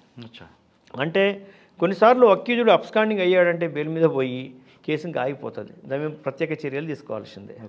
అంటే పోలీస్ మీద ఉన్నటువంటి ముఖ్యమైనటువంటి కర్తవ్యం ఏంటంటే ఇన్వెస్టిగేషన్ చేసి ఛార్జ్షీట్ ఫైల్ చేసినంత మాత్రాన కాదు, పీటీలో ఉన్నటువంటి పెండింగ్ ట్రయల్ ఉన్నటువంటి కేసులన్నీ కూడా రివ్యూ చేసి అదే శ్రద్ధ మళ్ళీ దాని మీద కూడా పెట్టాలి. రైట్. చాలా ఇంపార్టెంట్ కేసెస్ లిస్ట్ అవుట్ చేసి ఒక ఎజెండా పెట్టుకొని ముందుకు పోవాలి. అట్లా కన్విక్షన్స్ వస్తాయి. కన్విక్షన్ రావడంతో భయం పెరుగుతుంది. ఇప్పుడు ఈ కేసులో కన్విక్షన్ రావడం వల్ల ఎంత భయం, నేరం చేయాలంటే. అన్డిటెక్టెడ్గా ఉండిపోయిన కేసులు ఉండిపోయినాయి. పోనీ దొరికిన కేసులు, అరెస్ట్ అయిన కేసుల్లో కన్విక్షన్ లేకపోతే ఏం భయం ఉంటుంది? వేరే మెసేజ్ పోతుంది సొసైటీకి. అవును సార్. గచ్చిబౌలి తర్వాత ఎక్కడికి వచ్చారు మీరు? గచ్చిబౌలి తర్వాత ఎలక్షన్ కోడ్లో మేడ్చల్ 1.5 year ఉన్నాను. ఎలక్షన్స్ అన్నీ అయిపోయాయి. గచ్చిబౌలిలో షార్ట్ పీరియడ్, రాయదుర్గంలో షార్ట్ పీరియడ్. అప్పుడు సజ్జనార్ గారు సిపి గారు ఉన్నారు. ఇది నేను ఎలక్షన్ టైంలో గచ్చిబౌలిలో. సార్ నేను గచ్చిబౌలిలో షార్ట్ పీరియడ్ చేశాను, నాకు ఇక్కడ ఎటువంటి ఇన్ఫ్లుయెన్స్ లేకుండా, ఎటువంటి పొలిటికల్ ఇన్ఫ్లుయెన్స్ లేకుండా, ఎవరి ఏమంటారు దాని ఈ మధ్య లెటర్లు అనేవాళ్ళు కదా, టికెట్లో లెటర్లో బీఫాము ఏ ఫామ్ అనేవాళ్ళు. అటువంటి ఎటువంటిది లేకుండా ఆఫీసర్స్ మెచ్చి ఇచ్చినటువంటి పోస్టింగు.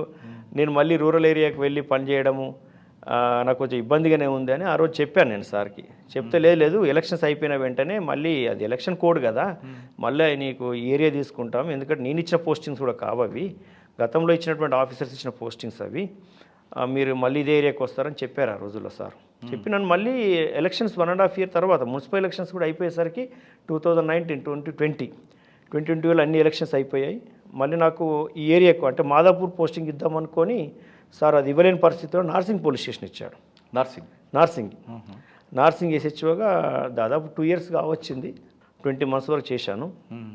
సిపి గారు ట్రాన్స్ఫర్ అయిపోయారు. అప్పటికి సిపి గారు సజ్జనార్ గారు ట్రాన్స్ఫర్ అయ్యారు. కొత్త సిపి గారు వచ్చారు. కొత్త సిపి గారు వచ్చిన తర్వాత నన్ను ఉంచలేకపోయారు. నైట్ 2 o'clock నన్ను అక్కడ నుంచి ట్రాన్స్ఫర్ అయ్యారు. నార్సింగ్లో మీకు గుర్తుండిపోయే కేసు చెప్పండి. నార్సింగ్లో బాగా గుర్తుకున్నటువంటి కేసు ఏంటంటే అది పెండింగ్ ట్రయల్ ఒకటి చెప్పాను కదా, అక్యూజ్డ్ పరారయ్యాడు. అవును, డబుల్ మర్డర్. అతను పట్టుకొచ్చి మళ్ళీ జైల్లో పెట్టి వారెంట్ ఎగ్జిక్యూట్ చేసి జైల్లో పెట్టి ట్రయల్ చేశాం. ట్రయల్ చేయడం వల్ల life until death number 1. Number 2 Dinesh Dharne అనే వ్యక్తి ఒక చిన్న పిల్లను 6 years గర్ల్ను రేప్ చేసి పంగల్ చీర్చేసి చంపేస్తాడు. ఆ కేసులో పగ్గడ్బందీ ట్రయల్ స్టేజ్లో పగ్గడ్బందీ సిస్టమేటిక్గా రెగ్యులర్గా కోర్టుకు పోయి విట్నెసెస్ను ప్రాపర్గా ప్రొడ్యూస్ చేసి ఎవిడెన్సెస్ను ప్రాపర్గా ప్రొడ్యూస్ చేసి ఆ కేసును గెలిపించడం వల్ల దాంట్లో డెత్ కన్విక్షన్ వచ్చింది, క్యాపిటల్ పనిష్మెంట్. సార్ వాడిని కోర్టు పంపకం ముందు మీరు తీసుకొచ్చి ఉంటారు కదా, మీ సెషన్లో ఉంచారు కదా, వాడికి ట్రీట్మెంట్ ఇచ్చారా? సైంటిఫిక్ ఎవిడెన్స్ కలెక్ట్ చేయడం అది కాదండి, పోలీస్ ట్రీట్మెంట్ వచ్చింది అంటే ఇప్పుడు ఎలా ఉంటుందంటే అక్యూజ్డ్ విషయంలో ప్రొఫెషనల్ పోలీస్ ఆఫీసర్ ఎలా ఉంటాడంటే అక్యూజ్డ్ కనుక పోలీస్ ఆఫీసర్ కోరుకుంటున్న విధంగా పోలీస్ ఆఫీసర్కు ఉన్నటువంటి క్లూస్ ప్రాపర్గా క్లూస్కు ఇంట్రాగేషన్లో ఆన్సర్ ఇస్తున్నాడంటే ఆ పోలీస్ ఆఫీసర్ ఫిజికల్ ట్రీట్మెంట్ చేయడు, ఫిజికల్గా చేయరు. ఎందుకంటే కావాల్సినటువంటి క్లూస్ దొరుకుతున్నప్పుడు, కావాల్సినటువంటి రీజన్ క్లియర్ అవుతున్నప్పుడు నీడ్ ఏముంటుంది. కానీ ఒక చిన్న పిల్లని అలా చేయడం అనేది ఒక మనిషి ఎవరికైనా అంటే మీలాంటి వారికి ఇంకా కష్టం ఉంటుంది కదండి. అంటే కొంత ఇంకా డౌట్స్ క్లియర్ కానప్పుడు ఇంట్రాగేషన్ అనేది ఉంటుంది, ఫిజికల్ ఇంట్రాగేషన్ అనేది ఉంటుంది, జరుగుతుంది. అంటే మనం కొన్ని ఓపెన్గా చెప్పలేము. అవునండి, ఇంట్రాగేషన్ లేకుండా కొన్ని డౌట్స్ క్లియర్ కావు, పోలీస్ ఆఫీసర్కి ఉన్న డౌట్స్ క్లియర్ కావు, చెప్పాలనుకోరు కూడా. అవును, చాలా ప్రొఫెషనల్ ప్రొఫెషనల్ అక్యూజ్ పర్సన్స్ కొంతమంది అదే మోడల్స్ మెయింటైన్ చేస్తున్న వాళ్ళు ఆ సమయంలో దెబ్బలు పడొద్దు అనుకుంటారు, ఫిజికల్ ఇంట్రాగేషన్ జరగొద్దు అనుకుంటారు, అన్నీ చెప్పేస్తారు, అరెస్ట్ అయ్యి వెళ్ళిపోతారు. అట్లా డిఫరెంట్ ఉంటారు. మరి కొంతమంది ఏంటంటే ఎంత కొట్టినా ఎంత ఇంట్రాగేట్ చేసినా చెప్పరు. అలాంటప్పుడు టైం ఎక్కువ తీసుకుని రకరకాల మెథడ్స్ అన్నీ ఫాలో చేస్తారు. అంటే ప్రొఫెషనల్ అఫెండర్ బెటర్ ఏమో దొరకడం. అంటే తొందరగా బ్రేక్ అయిపోతుంది, తొందరగా బెండ్ అయిపోతారు, తొందరగా రికవర్ అవుతుంది, తొందరగా మేడ్ అవుట్ అవుతుంది, కన్విక్షన్ వస్తుంది, జైలుకి వెళ్ళిపోతారు. అట్లా ఇట్లా కావద్దు అట్లా కావద్దు అనుకుంటాం, ఏదైనా జరగకూడదు అనుకుంటాం. ఓకే, జరిగిపోతున్నప్పుడు నార్సింగ్లో 2 సంవత్సరాలు, దాదాపు 2 సంవత్సరాలు 20 నెలల వరకు చేశాను. తర్వాత కొత్త సిపి గారు వచ్చారు. వారు నన్ను రాత్రి 12 గంటలకు ఒక ఇన్విటేషన్ లేని ఫంక్షన్ పిలిపించి ఆ ఫంక్షన్లో నా చేతిలో ఆర్డర్ పెట్టి అక్కడ నుంచి పంపించేశారు. అదేంటి అంత గౌరవంగా? సార్ ఫస్ట్ మీకు చెప్తుంది ఇంట్లో అర్ధరాత్రి 12 గంటలకు నోటీస్ ఇచ్చి మీకు సస్పెండ్ చేశారు కదా, మరి కోర్టుకు వెళ్ళొచ్చు కదా మీరు? నేను ఇదే చేసింది ఇక్కడ న్యాయంగా ప్రాసెస్ ప్రకారంగా నేను డీటెయిల్ ఎక్స్ప్లెనేషన్ ఇవ్వడం జరిగింది. అప్పుడున్న సిపి గారికి డీటెయిల్గా ఇచ్చాను. డీటెయిల్గా ఇచ్చినప్పటికీ ఆఫీసర్ దృష్టిలో ఏముందో మాకు తెలియదు కాబట్టి డీటెయిల్ ఎక్స్ప్లెనేషన్ కూడా ఇగ్నోర్ చేసి పక్కన పెట్టేశారు. నాకు ప్రమోషన్ వచ్చే సమయం ఏర్పడ్డది. నేను 1 సారి 2 సార్లు 3 సార్లు వెళ్ళడం జరిగింది. అయినప్పటికీ కూడా నిర్లక్ష్యం వహించడం, ఇగ్నోర్ చేయడం జరిగింది. అంటే కూడా వెళ్ళదా? అవకాశం ఇచ్చారు చెప్పుకోవడానికి, కానీ చెప్పింది పూర్తిగా వినిపించుకోవట్లేదు. ఎప్పుడైనా కానీ మనము ఎదుటి వాళ్ళు చెప్పింది పూర్తిగా వినాలి. విన్నప్పుడే మనము న్యాయం చేయడానికి అవకాశం ఉంటుంది. విన్నప్పుడు న్యాయం చేయడానికి అవకాశం ఎక్కడ ఉంటుంది? కోర్టు అయినా అదే పని చేస్తుంది, వ్యక్తులైనా అదే పని చేయాలి, వ్యవస్థ అనేది పని చేయాలి. వినాలి. వినప్పుడు మనకు కూడా చెప్పాలని అనిపిస్తుంటుంది. మనం చెప్తుంటే ఒక దిక్కు చెప్తుంటే ఒకవైపు కిందికి తలబెట్టి కిందికి వినట్టుగా ఏదో సొంతంగా పని చేసుకుంటుంటే ఇగ్నోర్ చేస్తుంటే ఏం చెప్పాలనిపిస్తుంది? చెప్పాలనిపించదు. అలాంటప్పుడు నేను చేసింది అదే పని. తప్పు చేసిన వాళ్ళ దగ్గరికి వెళ్ళి తప్పు చేయలేదని చెప్పుకోవాల్సిన అవసరం లేకుండా కోర్టుకు వెళ్ళాను నేను. వెళ్ళారా? వెళ్ళాను. ఆ. కోర్టు రిట్ ఫైల్ చేశాను. కోర్టు రిట్ ఫైల్ చేసిన తర్వాత సుదీర్ఘంగా వాదనలు జరిగాయి. నేను ఇచ్చిన ఎక్స్ప్లెనేషనే నాకు అఫిడేవిట్ అయింది. అఫిడేవిట్ ప్రకారంగా కోర్టు పూర్తిగా పరిశీలించి నా మిస్కండక్ట్ లేనట్లుగా, నేను ఎటువంటి అవిధేయత నా దగ్గర లేనట్టుగా, నేను ఏం తప్పు చేయనట్టుగా నాకు జడ్జిమెంట్ ఫేవర్ వచ్చింది. ఆ జడ్జిమెంట్ ఫేవర్ రావడం వల్ల నాకు ప్రమోషన్ వచ్చింది. నాకు ప్రమోషన్ రావడం వల్ల నేను క్లీన్ చిట్తో బయటపడ్డాను. అంతేకాదు నాతో సస్పెండ్ అయినటువంటి లక్ష్మణ్ ఎస్ఐ కూడా దాంట్లో జడ్జిమెంట్ ద్వారా ఆయన కూడా బయటపడ్డాడు దాంట్లో. ఎస్. అంటే ఇక్కడ ఏంటంటే వ్యవస్థలో మనము ప్రభుత్వం సెలెక్ట్ చేసి మనకు బాధ్యతలు అప్పగించింది అంటే మనము ఖచ్చితంగా ప్రమాణం చేస్తాం. అవును. ప్రమాణం చేసినట్టుగా ఖచ్చితంగా ఉండాలండి. అప్పుడు వ్యవస్థ ఏమనుకుంటుంది, మన అత్యంత విశ్వాసపాత్రులుగా నమ్ముతుంటుంది వ్యవస్థ. కానీ వ్యవస్థ ఒక తీరు మనం నమ్మి స్థానంలో పెట్టినప్పుడు, మన మీద ఉన్నటువంటి బాధ్యతలు అలా ఉన్నప్పుడు మన పనితనంలో ఇంకో తీరు ఉండకూడదు. వ్యవస్థ ఎట్లా తయారైపోయిందంటే దొంగలే నమ్ముతున్నారు, చెడ్డవాళ్లకు చెడ్డవాడు ఇష్టపడుతున్నాడు. ఆ సమయంలో ఏం జరిగితే బాగుంటుంది, ముక్కుసూటిగా వెళ్ళే వ్యక్తి అవసరం లేదు, ప్రొఫెషనల్గా వెళ్ళే వ్యక్తి అవసరం లేదు, పనిమంతులు అవసరం లేదు, రియల్ పోలీస్ ఆఫీసర్ ఆ సమయంలో ఉండకూడదని కోరుకుంటారు కొంతమంది. సార్, రియల్ పోలీస్ అన్నారు కాబట్టి మీకు క్వశ్చన్ అండి. సాధారణంగా మీరు అన్నట్లుగా యూనిఫామ్ వేసుకున్నప్పుడు మనం ఓట్ తీసుకుంటాం. ఆ ఓట్ ప్రకారం మనం రావాలి, రిటైర్ అయ్యే వరకు అదే ఓట్ ఉండాలి. కానీ కొంతమంది ఆఫీసర్లు ఫస్ట్ యూనిఫామ్ వేసుకోగానే అసలు టెరిఫిక్గా పనిచేస్తారు. క్రమేపీ ప్రమోషన్ వచ్చిన తర్వాత వాళ్ళ మార్పు ఎందుకు వస్తుంటుంది? అంటే ఒకటి బేసిక్లో మార్పు రాదు.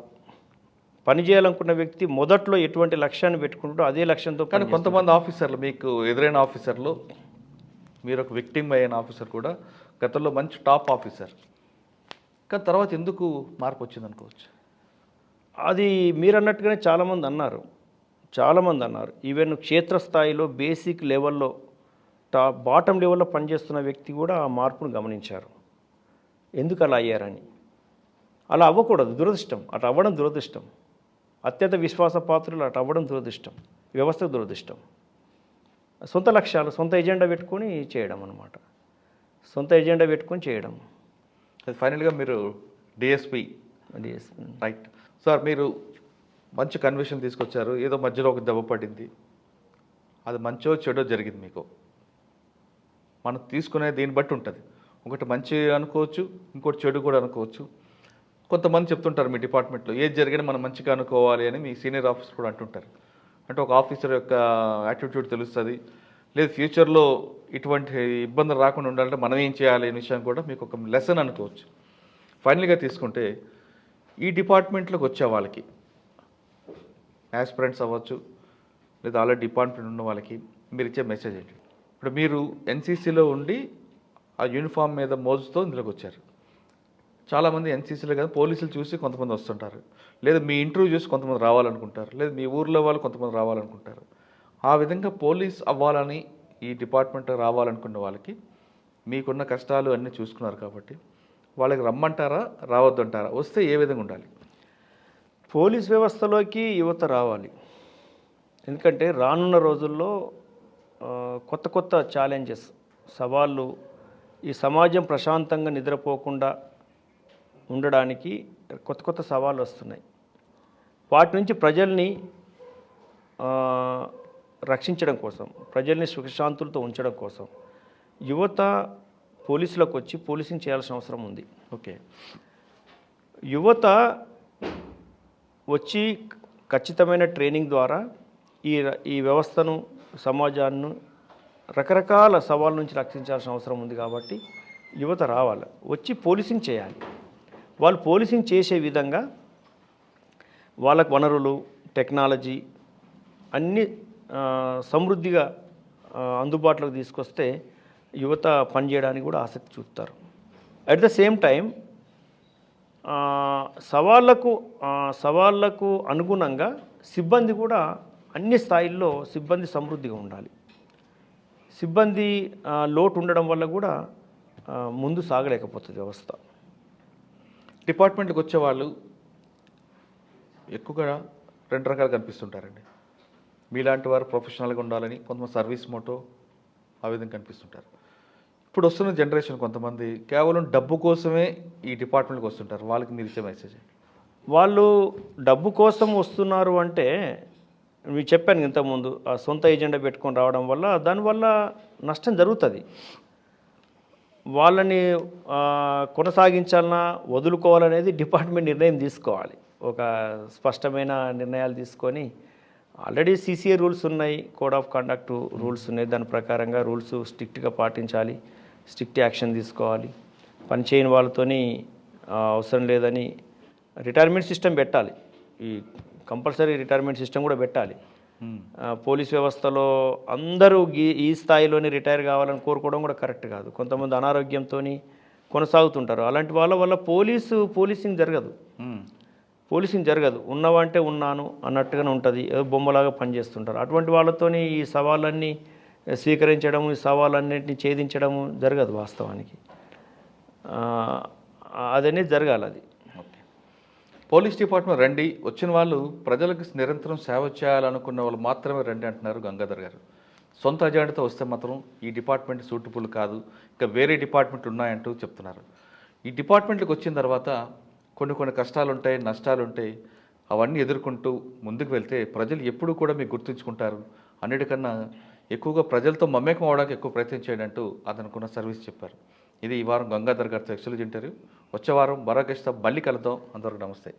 Thank you sir. Thank you very much. Thank you sir. నమస్కారం.